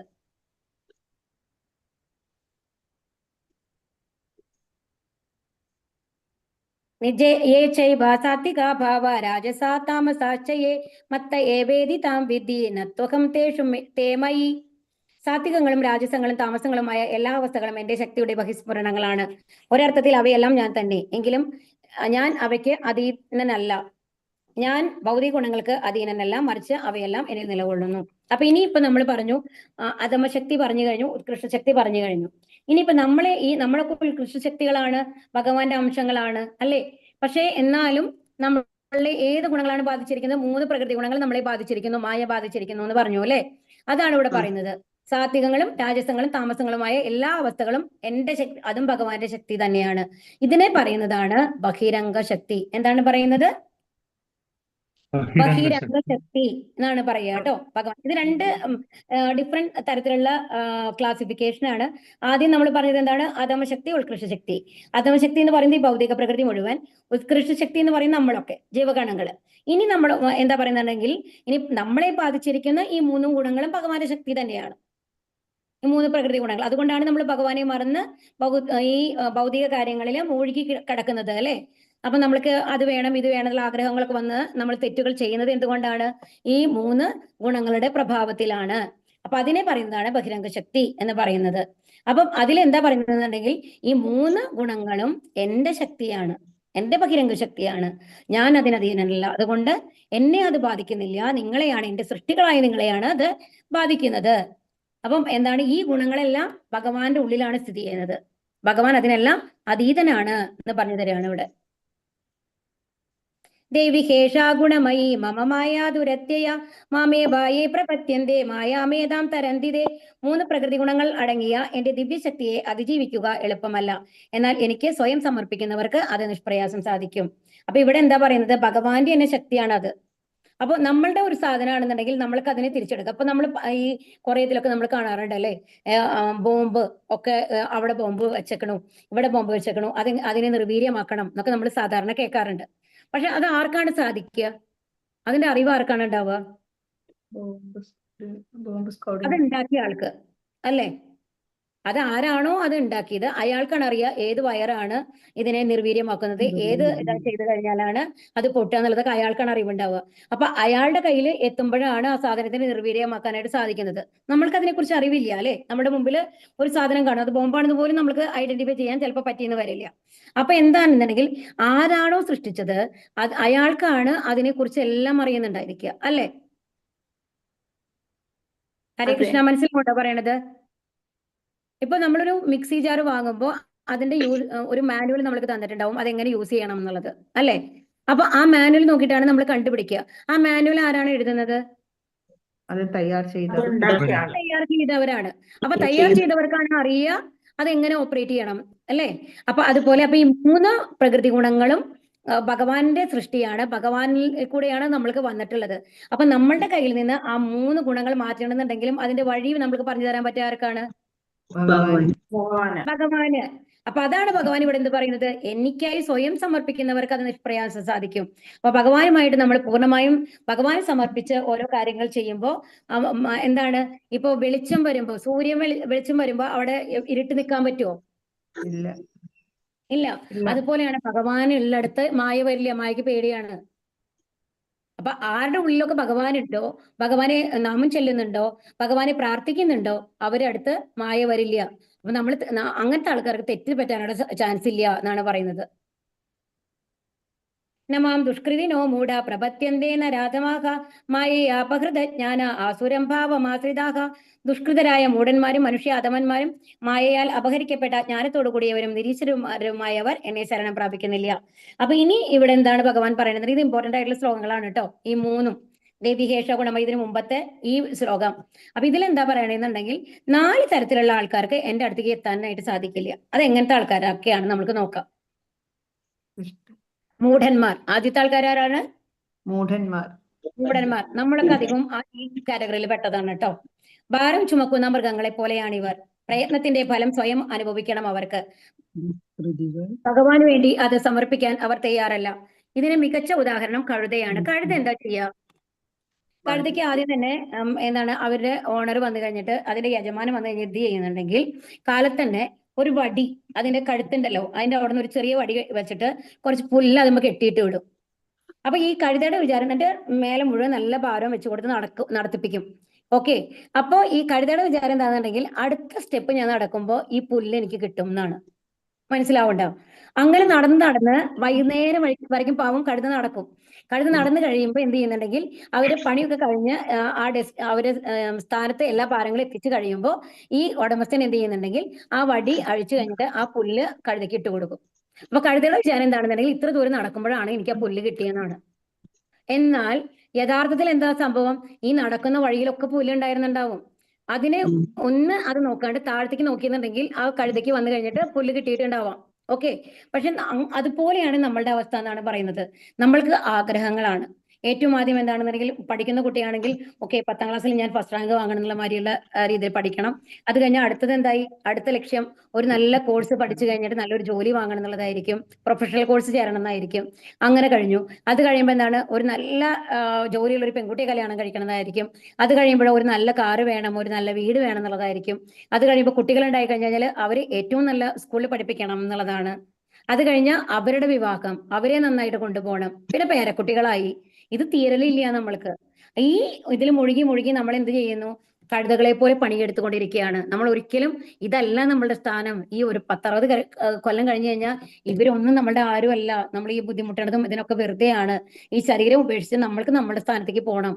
നമ്മുടെ കർമ്മങ്ങളെ അനുസരിച്ച് നമുക്ക് വേറൊരു ശരീരം കിട്ടും. അപ്പൊ ആ ശരീരത്തിലേക്ക് പോകണം. അതിന് പകരം ഭഗവാനെ സമർപ്പിച്ച് നമ്മൾ ജീവിക്കുകയാണെന്നുണ്ടെങ്കിലോ, ഇനി ഇങ്ങോട്ട് തിരിച്ചു വരാൻ സാധിക്കാത്ത രീതിയിൽ നമുക്ക് ഭഗവാന്റെ അടുത്ത് പോവാം എന്നുള്ളത് നമ്മൾ ഒരിക്കലും അറിയുന്നില്ല എന്നുള്ളതാണ്. അപ്പൊ അതാണ് മൂഢന്മാർ കേട്ടോ. ഇനി നരാധമന്മാരെന്ന് പറയുന്നത് അവര് വളരെ താഴ്ന്ന ഒരു ലെവലുള്ള ആൾക്കാർ. അതായത് മറ്റുള്ളവരെ കൊല്ലാനും ഉപദ്രവിക്കാനൊന്നും മടിക്കില്ല എന്നുള്ള മാതിരി ഉള്ള ലെവലാണ്. അവർക്ക് വിവരമില്ല. സത്യം പറഞ്ഞു കഴിഞ്ഞാൽ അവർക്ക് ശരി തെറ്റ് എന്നുള്ളത് വലിയ ബോധമൊന്നും ഉണ്ടാവില്ല. അങ്ങനത്തെ ആൾക്കാരാണ് നരാധമന്മാര്. ഉദാഹരണമായിട്ട് നമുക്ക് ഇപ്പൊ വാൽമീകി എല്ലാവർക്കും അറിയാം. രത്നാകരൻ ഒരു അസുര സ്വഭാവമായിരുന്നു അല്ലെ ഉണ്ടായിരുന്നത്. അതായത് അതുപോലെ മൃഗാരി എന്ന് പറഞ്ഞിട്ടുണ്ട്. അപ്പൊ മൃഗാരിയുടെ സ്വഭാവം എങ്ങനെയായിരുന്നു എന്നുണ്ടെങ്കിൽ, അയാൾ എല്ലാ ആൾക്കാരെയും കൊല്ലും. എങ്ങനെയാണെന്നുണ്ടെങ്കിൽ പകുതി കൊല്ലുക എന്ന് പറഞ്ഞാൽ കൊല്ലില്ല, പകുതി ജീവനായിട്ട് എടുക്കും. എന്നിട്ട് അവര് മാംസങ്ങളൊക്കെ വീട്ടുകാർക്കും ഒക്കെ കൊണ്ടുവന്ന് കൊടുക്കും. മൃഗാരിയുടെ തൊഴിൽ ഇതാണ്. പക്ഷെ അതിൽ കുറെ അവർക്ക് ആവശ്യമുള്ള സാധനങ്ങൾ മുഴുവൻ വീട്ടിലെത്തും, മാംസമൊക്കെ. പക്ഷെ ബാക്കിയുള്ളവരൊക്കെ പകുതി ജീവനാക്കി ഇടും. അങ്ങനെ ഒരു വിനോദാണ് മൃഗാരിക്ക്. അവസാനം നാരദര് വരികയാണ്. എന്നിട്ട് മൃഗാരിയോട് പറയും, മൃഗാരി എന്ത് തെറ്റാ ചെയ്യണേന്ന് അറിയോ? അടുത്ത ജന്മത്തില് ഈ മൃഗങ്ങളുടെ അവസ്ഥയാണ് നിനക്ക് ഉണ്ടാവുക. നമ്മൾ എന്താണോ ചെയ്യുന്നത് അതാണ് നമുക്ക് തിരിച്ചു വരിക. അപ്പൊ അത് കാരണം കൊണ്ട് നീ ഇപ്പൊ തന്നെ ഈ കാര്യങ്ങളൊക്കെ ഉപേക്ഷിച്ച് ഭഗവാനോട് പ്രാർത്ഥിക്കാൻ തുടങ്ങിക്കോളൂ എന്ന് പറയുമ്പോൾ മൃഗാരി പറയും, അതൊന്നുമില്ല, എന്റെ വീട്ടുകാര് ഒക്കെ എന്നെ ആശ്രയിച്ചിട്ടാണ് ജീവിക്കുന്നത്. അപ്പൊ നാരദര് ചോദിക്കും, ശരി ഓക്കെ, ഒരു കാര്യം ചെയ്യും മൃഗാരി, നീ വീട്ടിൽ പോയിട്ട് അവരോട് ചോദിക്ക് എന്താണെന്നുണ്ടെങ്കിൽ നീ ചെയ്യുന്ന ഈ പാപത്തിന്റെ ഫലങ്ങൾ കൂടി, ഇപ്പൊ നീ ചെയ്യുന്ന പ്രവൃത്തികളുടെ ഫലം മുഴുവൻ അനുഭവിക്കുന്നത് അവരാണ്. ഭക്ഷണം അവർക്കല്ലേ കൊണ്ടുപോയി കൊടുക്കുന്നത്. അപ്പൊ നിനക്ക് കിട്ടും, പാപം കിട്ടുമ്പോൾ അതും അവർ പങ്കുവെക്കുവോ എന്ന് ചോദിക്കാൻ പറയും. അപ്പൊ പറയും, തീർച്ചയായിട്ടും എന്റെ അമ്മയായാലും ഭാര്യയായാലും അവരൊക്കെ അതിന് സമ്മതിക്കും എന്ന് പറയാണ്. എന്നിട്ട് മൃഗാരി പോയി അവരോട് ചോദിക്കുമ്പോൾ അവരൊക്കെ പറയും, ഏയ് നിങ്ങളാണ് തെറ്റ് ചെയ്യുന്നത്, ഞങ്ങൾക്ക് ഭക്ഷണം തരേണ്ടത് നിങ്ങളുടെ ചുമതലയാണ്, അത് എങ്ങനെ കൊണ്ടുവരണു എന്നുള്ളത് ഞങ്ങൾക്ക് ബാധകമല്ല, അതുകൊണ്ട് ഞങ്ങൾക്കൊന്നും പാപം ഏറ്റെടുക്കാൻ പറ്റില്ല എന്ന് പറയാണ്. അപ്പോഴാണ് മൃഗാരിക്ക് മനസ്സിലാവുന്നത്, ഓ ഇത് നമ്മൾ വിചാരിക്കുന്ന കാര്യമല്ല കാര്യങ്ങൾ എന്നുള്ളത്. എന്നിട്ട് നാരദരോട് വന്ന് പറയാണ്, അപ്പൊ ഞാൻ എന്താ ചെയ്യണ്ടേ? അപ്പോൾ നിനക്ക് ഭക്ഷണമല്ലേ വേണ്ടു, നിനക്കും നിന്റെ ഫാമിലിക്കുള്ള ഭക്ഷണം ഡെയിലി എത്തിക്കണ കാര്യം ഞാൻ ഏറ്റു. ഡെയിലി വന്നു കഴിഞ്ഞിട്ട് ഭഗവാനെ നാമം ചെല്ലും എന്ന് പറഞ്ഞ് നാമം പറഞ്ഞു കൊടുക്കുകയാണ്. എന്നിട്ട് മൃഗാരി ഇരുന്ന് നാമം ചെല്ലും, അനുസരിക്കുന്നുണ്ട് മൃഗാരി. എന്നിട്ട് പോയി നാമം ചെല്ലാണ്. അപ്പൊ പിറ്റേ ദിവസം തൊട്ട് എന്താ സംഭവിക്കണമെന്നുണ്ടെങ്കിൽ, ഇത്രയും നരാധമനായിരുന്ന ആ മൃഗാരി വന്നു കഴിഞ്ഞിട്ടുണ്ട്, ഭഗവത് ഭക്തനായിരിക്കണോ എന്ന് പറഞ്ഞു കഴിഞ്ഞിട്ട് അവിടുത്തെ ആൾക്കാർ മുഴുവൻ വന്നു കഴിഞ്ഞിട്ട് മൃഗാരിയുടെ അടുത്ത് വന്ന് ഭക്ഷണം കൊണ്ടുവന്ന് കൊടുക്കുകയാണ്. ഇനി മൃഗാരി നല്ലൊരു ഭഗവത് ഭക്തനല്ലേ, ഇനി അങ്ങനെ തന്നെ ഇരിക്കട്ടെ എന്ന് പറഞ്ഞു കഴിഞ്ഞിട്ട് എല്ലാ വീട്ടിൽ നിന്നും ഭക്ഷണം വരികയാണ് അവിടെ. അപ്പോ ആ മൃഗാരിയുടെ വീട്ടിലുള്ള ആൾക്കാർക്കും മാത്രമല്ല വരുന്നത്, അത്രയും ആൾക്കാർക്ക്, അവിടുത്തെ ആൾക്കാർക്ക് ഭക്ഷണം കഴിക്കാവുന്ന അത്രയ്ക്ക് ഭക്ഷണം വരികയാണ് അവിടെ. അത് കഴിഞ്ഞിട്ട് പിന്നെ നാരദർ വരുമ്പോ എങ്ങനെയാണ്, മൃഗാരിക്ക് ഭയങ്കര സന്തോഷമായിട്ട് വരികയാണ് നാരദരുടെ അടുത്തേക്ക്. അത് എങ്ങനെയാ പറയുന്നുണ്ടെങ്കിൽ ചാടി ചാടിയാണ് വരുന്നത്, താഴെ ഒരു തുണിയൊക്കെ വിരിച്ചിട്ട്. അപ്പൊ എന്നിട്ട് ചോദിക്കുമ്പോൾ എന്താണ് ഇങ്ങനെ വരുന്നത് മൃഗാരി, കാലിന് എന്തെങ്കിലും പ്രോബ്ലം ഉണ്ടോ ചോദിക്കും. അപ്പൊ മൃഗാരി പറയാണ്, അല്ല താഴേക്ക് ഉറുമ്പുണ്ട്, ഞാൻ ആ ഉറുമ്പിനൊക്കെ ചവിട്ടി അവരെ കൊന്നാലോ എന്ന് പേടിച്ചിട്ടാണ് ഇങ്ങനെ വരുന്നത് എന്ന്. അപ്പൊ ഒന്ന് ആലോചിച്ച് നോക്കൂ അവസ്ഥകളെ അല്ലേ. അങ്ങനത്തെ നരാധമന്മാർ പോലും എന്താണ് ഭഗവത് കൃപ കൊണ്ട് ഭഗവാന്റെ അടുത്തേക്ക് വരാം. പക്ഷെ ഇങ്ങനത്തെ ആൾക്കാർ, ഈ ഒരു സ്വഭാവം കൊണ്ട് നടക്കുന്ന ആൾക്കാർക്ക് സാധാരണഗതിയിൽ ഭഗവാന്റെ അടുത്ത് പോകാനായിട്ട് സാധിക്കില്ല. ഇനി ദുഷ്കൃതികൾ എന്ന് പറയുന്നത് എത്ര വിവരം ഉണ്ടെങ്കിലും, അപ്പൊ നമ്മുടെ സയന്റിസ്റ്റ് അങ്ങനത്തെ ആൾക്കാരെയാണ് ഇവിടെ പറയുന്നത്, അവർക്ക് എത്ര അപ്പൊ അവർ വിചാരിക്കുന്നത് അവർക്ക് എല്ലാം സാധിക്കും എന്നാണ്. ഇപ്പൊ നമ്മൾ ചൊവ്വയിൽ പോകണു, എന്താണ് ചന്ദ്രനിൽ പോകണു, അപ്പൊ നമ്മൾ ഭഗവാന്റെ ഒരു ആവശ്യമില്ല എന്ന് വിചാരിക്കുന്ന ആൾക്കാർ, അങ്ങനത്തെ ആൾക്കാരാണ് ദുഷ്കൃതികൾ കേട്ടോ. ഇനി ആസുര സ്വഭാവികൾ എന്ന് പറയുന്നത് ആസുരം ഭാവമാശ്രിതരാണ്. നാലാമത്തെ അവര് തികച്ചും നാസ്തികരാണ്. ഇവരൊക്കെയാണ് ഈ ടെററിസ്റ്റ് അങ്ങനത്തെ ആൾക്കാരൊക്കെ ഉണ്ടല്ലോ, മറ്റുള്ളവരെ നശിപ്പിക്കണം എന്നുള്ള ഒരു തമോ ഗുണത്തിൽപ്പെട്ട ആൾക്കാരാണ് ഇവര്. ചതുർവിധാഭജന്തേമാം ജനാസുഹൃതിനോർജുന ആർത്തോ ജിജ്ഞാസുരാർത്ഥാർത്ഥി ജ്ഞാനീച്ച ഭരതർഷഭ. ഹേ ഭരതകുലശ്രേഷ്ഠ, സുഹൃതികളായ 4 കൂട്ടരാണ് എന്നെ ഭജിക്കുന്നത്: ദുഃഖിതൻ, ധനാകാംക്ഷി, ജിജ്ഞാസു, പരമസത്യത്തെ അന്വേഷിക്കുന്ന ജ്ഞാനി. അപ്പൊ ഇനി ഇവിടെ വരുന്നത് സുഹൃതരായിട്ടുള്ള 4 കൂട്ടരെ പറ്റിയിട്ടാണ് നമ്മൾ ഇവിടെ പറഞ്ഞുകൊണ്ടിരിക്കുന്നത് കേട്ടോ. അപ്പൊ ഇനി എങ്ങനത്തെ ആൾക്കാരാണ് നമ്മള് ആർത്തോ എന്ന് പറഞ്ഞു കഴിഞ്ഞാൽ എന്താണ്? ദുഃഖിക്കുന്നവര്, ദുഃഖിതരായിട്ടുള്ള ആൾക്കാര്. ഇപ്പൊ ഇവിടെ ഗജേന്ദ്രനെയാണ് കാണിക്കുന്നത് കേട്ടോ. ഗജേന്ദ്രന്റെ കഥ അറിയാമോ ആർക്കെങ്കിലും? ഹരേ കൃഷ്ണ. ഗജേന്ദ്രൻ എന്ന് പറയുന്നത് ഇന്ദ്രദ്യുമ്നൻ എന്ന് പറഞ്ഞിട്ടുള്ള ഒരു രാജാവായിരുന്നു അതിന് മുമ്പത്തെ ജന്മത്തില്. അദ്ദേഹത്തിന് ശാപം കിട്ടുകയാണ്. ശാപം കിട്ടിയിട്ട് ആനയായി മാറുന്നു പിന്നത്തെ ജന്മത്തില്. എന്നിട്ട് ഈ ആനയാണെന്നുണ്ടെങ്കിൽ ആ ആനക്കൂട്ടത്തിന്റെ തലവനാണ്. അപ്പൊ പിടിയാനകളുണ്ട്, ചെറിയ ആനകളുണ്ട്. ഈ ആനകളൊക്കെ കൂടി ചേർന്ന് കഴിഞ്ഞിട്ട് ഈ എന്താണ് ജലാശയത്തിൽ വന്ന് വെള്ളം കുടിക്കാനായിട്ട് ഇത് വരികയാണ്. എന്നിട്ട് വെള്ളം കുടിക്കും. വെള്ളം കുടിക്കുമ്പോൾ എന്തുണ്ടാവുന്നുണ്ടെങ്കിൽ അവിടെ ഒരു ഹൂഹു എന്ന് പറഞ്ഞിട്ടുള്ള ഒരു ഗന്ധർവനും ഇതുമാതിരി ശാപം കിട്ടിയിട്ട് ഒരു മുതലയായിട്ട് ആ വെള്ളത്തിലുണ്ടാവും. ആയിരക്കണക്കിന് വർഷങ്ങളായിട്ട് ആ മുതല അതിന്റെ ഉള്ളിൽ തന്നെ ഉണ്ട്. ഈ മുതല വന്നു കഴിഞ്ഞിട്ട് ഈ ആനയുടെ കാല് പിടിക്കുകയാണ്. അപ്പൊ ആനയുടെ കാല് പിടിച്ചു കഴിയുമ്പോൾ ആനയ്ക്ക് വിടാൻ പറ്റുന്നില്ല. മറ്റു പിടിയാനകളൊക്കെ സഹായിക്കാൻ നോക്കും, പക്ഷെ ഒരു കാര്യമില്ല. എന്നിട്ട് 1000 കൊല്ലം അങ്ങനെ നിന്നു എന്നാണ് പറയുന്നത്. എന്നിട്ട് പൂർവ്വജന്മസ്മൃതി വരെയാണ്. ആ രാജാവ് ഭയങ്കര ഭക്തനായിട്ടുള്ള രാജാവായിരുന്നു മഹാരാജാവ് എന്ന് പറയുന്നത്. എന്നിട്ട് ഭഗവാനെ പ്രാർത്ഥിക്കുകയാണ് ചെയ്യുന്നത് കേട്ടോ. നല്ല ഒരു ശ്ലോകമാണ്, ഞാൻ നോക്കട്ടെ. ഇതാണ്: ഓം നമോ ഭഗവതേ തസ്മൈ യഥാ ഏതച്ചിദാത്മകം പുരുഷസ്വാദി ബീജായ പരേശായ ധീമഹി. ഇങ്ങനെയാണ് പ്രാർത്ഥിക്കണേ കേട്ടോ. അത് ഭഗവാനെ പ്രാർത്ഥിക്കുകയാണ് ആ ശ്ലോകം പാടിയിട്ട്. ഈ ശ്ലോകം ഓർമ്മ വരികയാണ് ആനയ്ക്ക്. എന്നിട്ട് കഴിഞ്ഞ ജന്മത്തിൽ പ്രാർത്ഥിച്ചിരുന്ന അതേ ശ്ലോകം തന്നെ വീണ്ടും പാടുകയാണ്, ഓർമ്മ വന്നിട്ട് പാടുകയാണ്. ഉടനെ തന്നെ ഭഗവാൻ എന്താണ് ഗരുഡന്റെ പുറത്തേറി വരികയാണ് ചെയ്യുന്നത്. ഇവ അംഗവസ്ത്രങ്ങളും കൂടി ഉപേക്ഷിച്ചിട്ടാണ് വരുന്നത് എന്നാണ് പറയുന്നത്, അത്രയും വേഗത്തിൽ എത്തണം എന്ന് പറഞ്ഞു കഴിഞ്ഞിട്ട്. എന്നിട്ട് ഗജേന്ദ്രനെ രക്ഷിക്കുകയാണ് ചെയ്യുന്നത്. അപ്പൊ ഭഗവാനെ പൂർണ്ണമായിട്ടും ആശ്രയിച്ചു കഴിഞ്ഞാൽ ഭഗവാൻ തീർച്ചയായിട്ടും രക്ഷിക്കും. അതുപോലെ തന്നെയാണ് ദ്രൗപദിയുടെ കഥ നമ്മൾ പറയേണ്ട ആവശ്യമില്ല അല്ലെ. ദ്രൗപദി വസ്ത്രാക്ഷേപ സമയത്ത് ഏറ്റവും ആദ്യം എന്താണ് വസ്ത്രത്തിനെ രക്ഷിക്കാനായിട്ട് ഇങ്ങനെ കൈയോണ്ട് പിടിച്ചൊക്കെ ആയിരുന്നു ദ്രൗപദി. പക്ഷെ പിന്നെ അവസാനം എന്ത് ചെയ്യും? എന്തായാലും രക്ഷയില്ലാന്ന് മനസ്സിലാവുമ്പോൾ 2 കൈയും ഉയർത്തി പിടിച്ചു കഴിഞ്ഞിട്ട് ഭഗവാനോട് പ്രാർത്ഥിക്കുകയാണ്, വരാനായിട്ട് പ്രാർത്ഥിക്കുകയാണ് അല്ലെ. അപ്പൊ ദ്രൗപദിയുടെ ശ്ലോകം നിങ്ങൾക്കൊക്കെ അറിയുന്നുണ്ടായിരിക്കാം, ഒരു പക്ഷേ അറിയാമോ?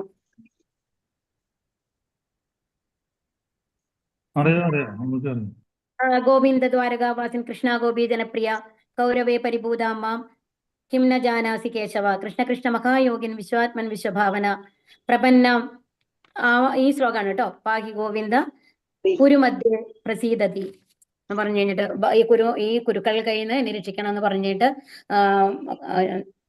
ആരാണ് ദ്രൗപദി പ്രാർത്ഥിക്കുന്ന ആ ശ്ലോകമാണ് അത്.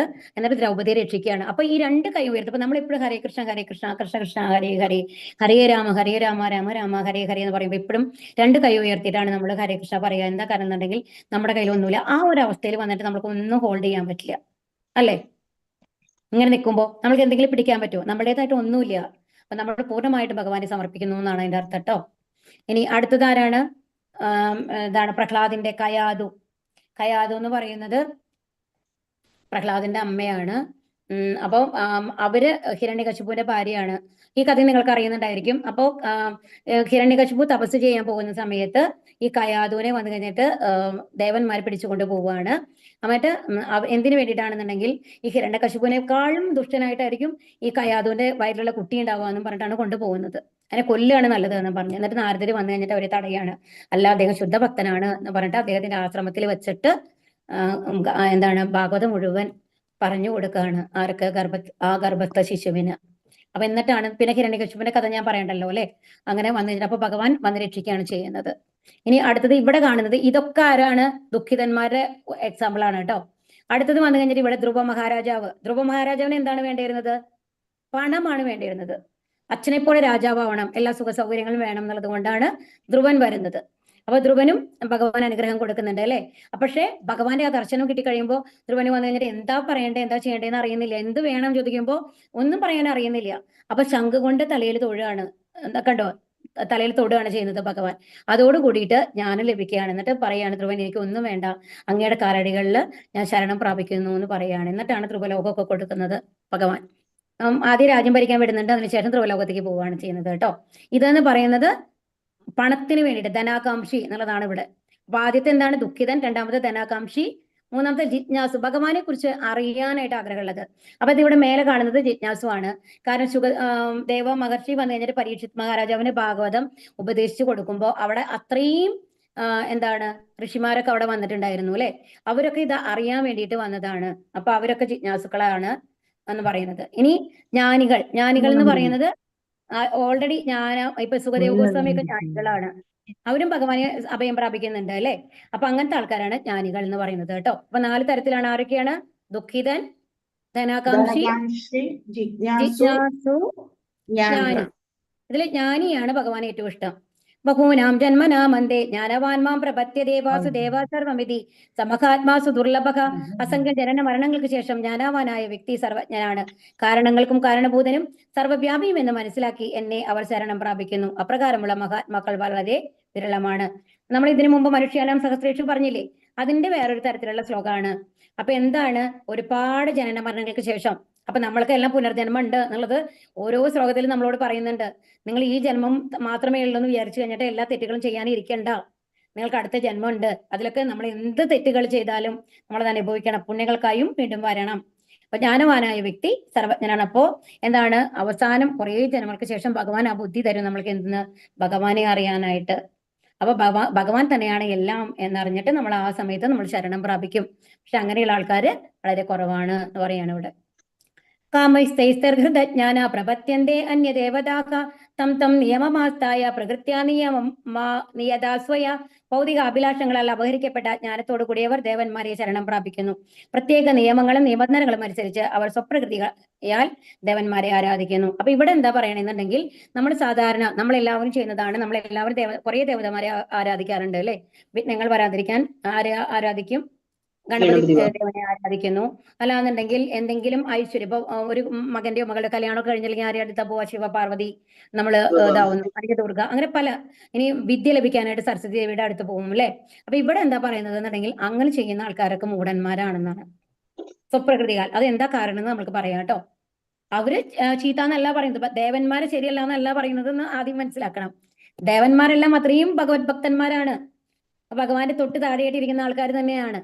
പക്ഷെ എന്തുകൊണ്ടാണ് ദേവന്മാരെ അത് അങ്ങനെ പറയുന്നത്? അന്തവന്തു ഫലം തേഷാം തദ്ഭവത്യൽപമേതസാം ദേവാൻ ദേവയജോ യാന്തി മദ്ഭക്തായാന്തി മാമഭി.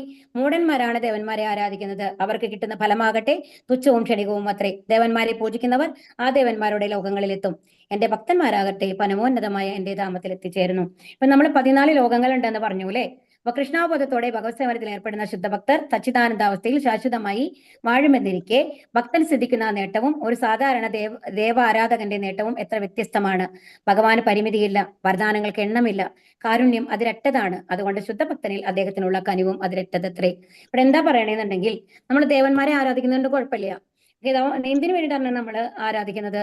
നമ്മൾക്ക് നല്ല സ്വത്ത് കിട്ടണം എന്ന് വിചാരിച്ചു, നമുക്ക് നല്ല സാമ്പത്തിക സ്ഥിതി ഉണ്ടാവണം, അല്ലാന്നുണ്ടെങ്കിൽ നമ്മൾക്ക് അസുഖങ്ങൾ വരരുത്. ഇതൊക്കെ എന്തിനു വേണ്ടിയിട്ടാണ് നമ്മൾ ചെയ്യുന്നത്? നമ്മുടെ ശരീരത്തിന് വേണ്ടിയിട്ട് ആണോ അല്ലയോ? അതെ. നമ്മുടെ പുറത്തുള്ള ശരീരത്തിന് വേണ്ടിയിട്ടാണ്. അത് എത്ര കൊല്ലത്തിൽ നശിക്കും നമുക്ക് തന്നെ അറിയില്ല, ഏത് നിമിഷത്താണ് നമുക്ക് മരണം വരാൻ പോണേന്നല്ലേ. അതിന് വേണ്ടിയിട്ടുള്ള ശ്രമങ്ങളാണ് നമ്മൾ നടത്തിക്കൊണ്ടിരിക്കുന്നത്. പക്ഷേ ഈ ദേവന്മാർ, ഇപ്പൊ നമ്മുടെ സ്വർഗ്ഗലോകം ഉണ്ടെന്ന് പറയില്ലേ 14 ലോകത്തില്, അതെല്ലാം വന്നിട്ട് നമ്മുടെ ഈ പ്രപഞ്ചത്തിന്റെ ഉള്ളിലുള്ളതാണ്.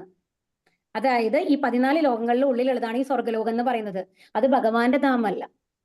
ഭഗവാന്റെ ധാമം എന്ന് പറയുന്നത് അതിനൊക്കെ മേലെയാണ്, വിരജാനദിയുടെ അപ്പുറത്താണ് ആത്മീയ ലോകം, ഈ വൈകുണ്ഠങ്ങളും ഗോലോക വൃന്ദാവനമൊക്കെ ഉള്ളത്.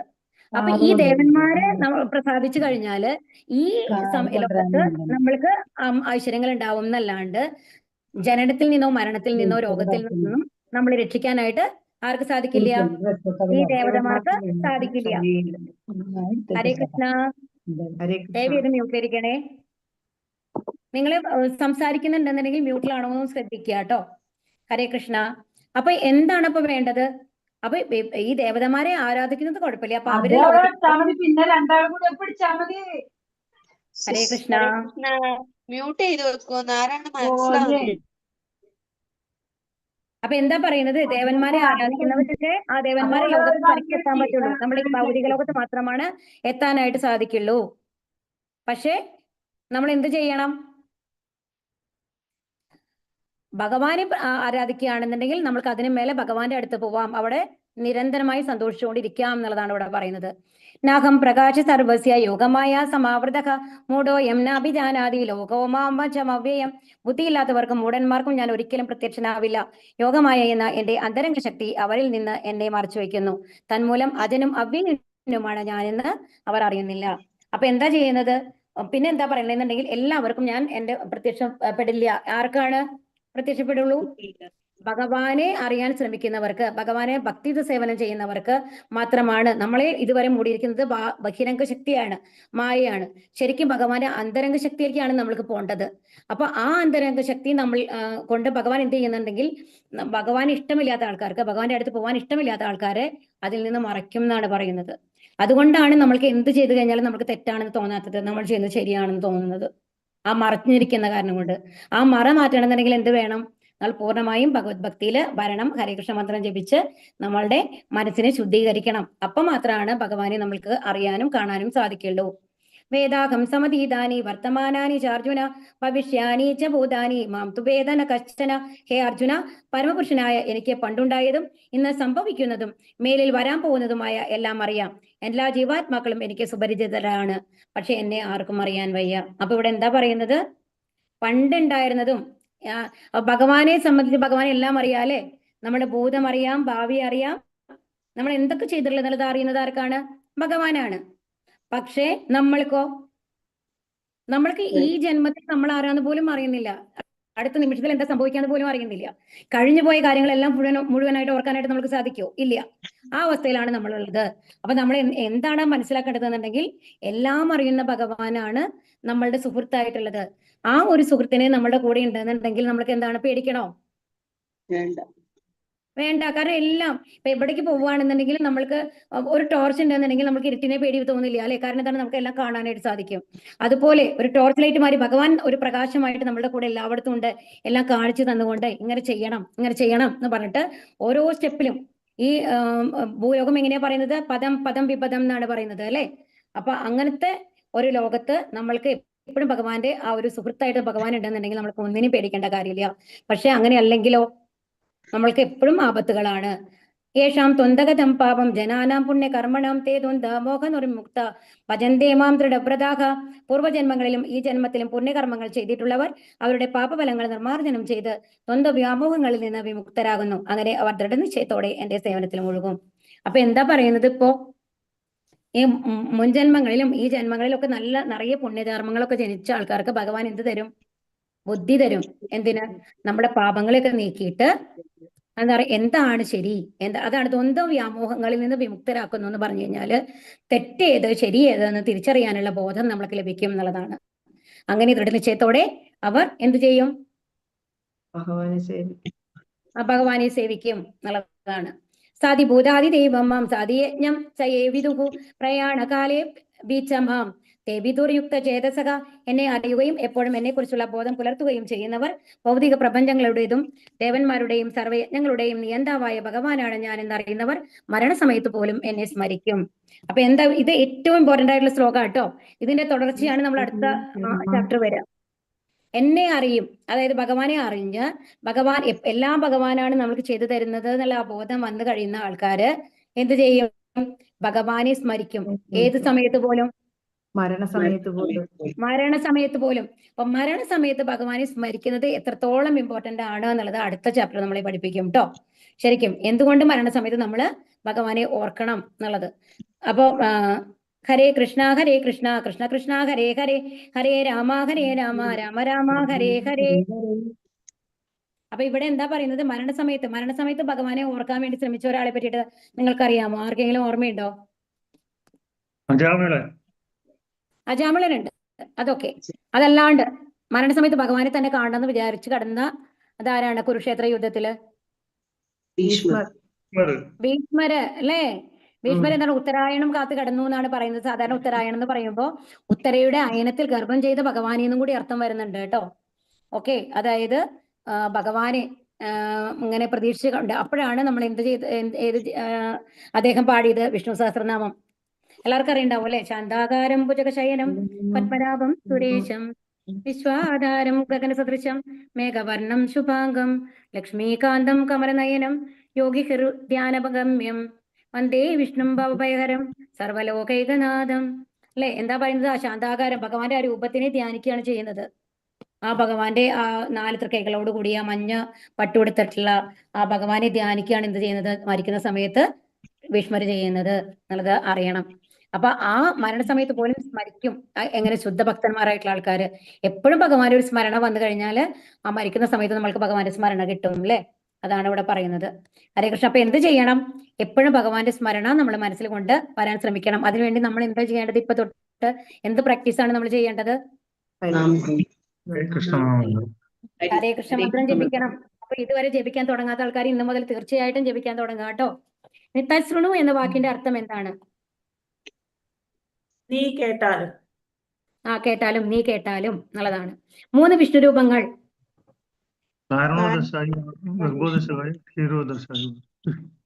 ഓക്കെ, എല്ലാവർക്കും അറിയില്ലേ? നോട്ട് ചെയ്യാത്ത ആൾക്കാര് ഇത് നമ്മളുടെ ഇതിലുണ്ടാവില്ല. നിങ്ങൾക്ക് വീഡിയോ കണ്ടാലും കിട്ടില്ല. അതുകൊണ്ട് നോട്ട് ചെയ്ത് വെക്കുക. കാരണോദക സായി വിഷ്ണു, സായി വിഷ്ണു, ക്ഷീരോദക സായി വിഷ്ണു. ഈ കാരണോദക സായി വിഷ്ണു തന്നെയാണ് മഹാവിഷ്ണു എന്ന് പറയണത് കേട്ടോ. ഇനി മഹാവിഷ്ണു എന്ന് പറഞ്ഞാൽ കൺഫ്യൂഷൻ വേണ്ട, കാരണോദക സായി വിഷ്ണു തന്നെയാണ്. ഇനി ഭിന്നമായ പ്രകൃതി, ഭൗതിക പ്രകൃതിയുടെ ഘടകങ്ങൾ ഏതൊക്കെയാണ്? 8 ഘടകങ്ങളാണ് ഉള്ളത്. ഏതൊക്കെയാണ്? ഭൂമി, ജലം, അഗ്നി, വായു, ആകാശം, മനസ്സ്, ബുദ്ധി, മിഥ്യാഹങ്കാരം അല്ലെ? മനസ്സ്, ബുദ്ധി, മിഥ്യാഹങ്കാരം, ഇതൊക്കെയാണ്. ഇനി ഭഗവാന്റെ ഉത്കൃഷ്ട ശക്തി ആരാണ്? ജീവഗണങ്ങൾ. ഓക്കെ, ഇനി 7:7 എന്താ പറയുന്നത്? എന്നേക്കാൾ ശ്രേഷ്ഠമായൊരു സത്യമില്ല, മുത്തുകൾ മത്തപ്പരതരം. അതന്നെയാണ്, കറക്റ്റ് ആണ് മാതാജി. ഓക്കെ, ഫുള്ള് വായിക്കണം. ഓക്കെ, പറഞ്ഞോളൂ. മുത്തുകൾ ഒരു ചരടിലും മുത്തുകൾ കോർത്ത് ചേർത്ത് നിർത്തുന്നത് പോലെ ഈ പ്രപഞ്ചത്തെ മുഴുവൻ ആര് നിർത്തുകയാണ്? ഭഗവാൻ നിർത്തുന്നു എന്നുള്ളതാണ് അതിന്റെ മനസ്സിലാക്കേണ്ട പോയിന്റ് കേട്ടോ. ഇനി അടുത്തത് ഭഗവാനെ ശരണം പ്രാപിക്കാത്തവർ ആരൊക്കെയാണ്? മൂഢന്മാര്, നരാധനന്മാര്, അസുര സ്വഭാവികൾ. ഭഗവാനെ ഭജിക്കുന്നവരാരാണ്? ദുഃഖിതൻ ധനാകാംക്ഷി ധനാകാംക്ഷി ജിജ്ഞാസു അർത്ഥാർത്ഥി ജ്ഞാനി. ജ്ഞാനികൾ. പരമസത്യത്തെ അന്വേഷിക്കുന്ന ഞാൻ. ആരൊക്കെയാണ്? ദുഃഖിതൻ, ധനാകാംക്ഷി, ജിജ്ഞാസു പിന്നെ ധനാകാംക്ഷി പൈസ വേണമെന്നുള്ള ആൾക്കാര്. ദുഃഖിതന് എക്സാമ്പിൾ ആരാ? ജ്ഞാനി. മൃഗ കഴുത ഗജേന്ദ്ര, കഴുത. ദ്രൗപദി ഒക്കെ എഴുതാം കേട്ടോ. ദുഃഖിതന്മാർക്ക് അതായത് ഗജേന്ദ്രനെ എഴുതാം, അല്ലെങ്കിൽ ദ്രൗപദി എഴുതാം, ഒക്കെ എഴുതാം. ധ്രുവൻ. ഇനി ധനാകാംക്ഷിക്ക് എക്സാമ്പിൾ ആരാണ്? ധ്രുവൻ മഹാരാജാവ്. ധ്രുവൻ അല്ലെ, ധനത്തിന് വേണ്ടിയിട്ടാണ് വന്നത് ധ്രുവൻ. ഇനി ജിജ്ഞാസു ആരാണ്? ജിജ്ഞാസു ഭഗവാനെ ശരണം. ഭഗവാനെ കുറിച്ച് അറിയാനായിട്ട് ഉത്സുകരായിട്ട് വന്നിട്ടുള്ള ആൾക്കാരാണ് അവര്, ജിജ്ഞാസു എന്ന് പറയുന്നത്. അപ്പൊ അവിടെ ഈ നൈമിഷാരണ്യത്തിലൊക്കെ അവിടെ ഉണ്ടായിരുന്ന എല്ലാ മുനിമാരൊക്കെ അവിടെ ചേർന്നായിരുന്നല്ലോ.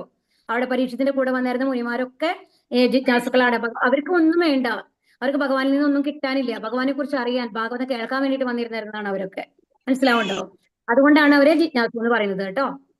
അവിടെ നൈമിഷാരണ്യത്തിലെ മുനിമാരൊക്കെ, അവിടെ ചേർന്നിരുന്ന മുനിമാരൊക്കെ ജിജ്ഞാസുവിന് ഉദാഹരണമാണ്.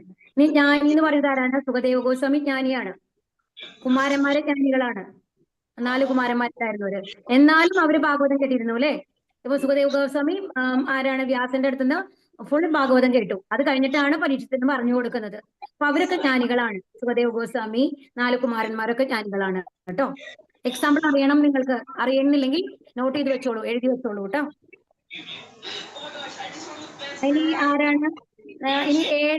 ഇനി അടുത്ത ആ ക്വസ്റ്റ്യൻ കുറച്ച് തെറ്റുണ്ട് കേട്ടോ. 7:23 ആണ് ക്വസ്റ്റ്യന്റെ പേര്, നമ്പർ. 7:23 എന്താണ് പറയുന്നത്? എന്താ പറയുന്നത് 7:23? ഭക്തിയുടെ സേവനം ചെയ്യുന്നത് ഭഗവാന്.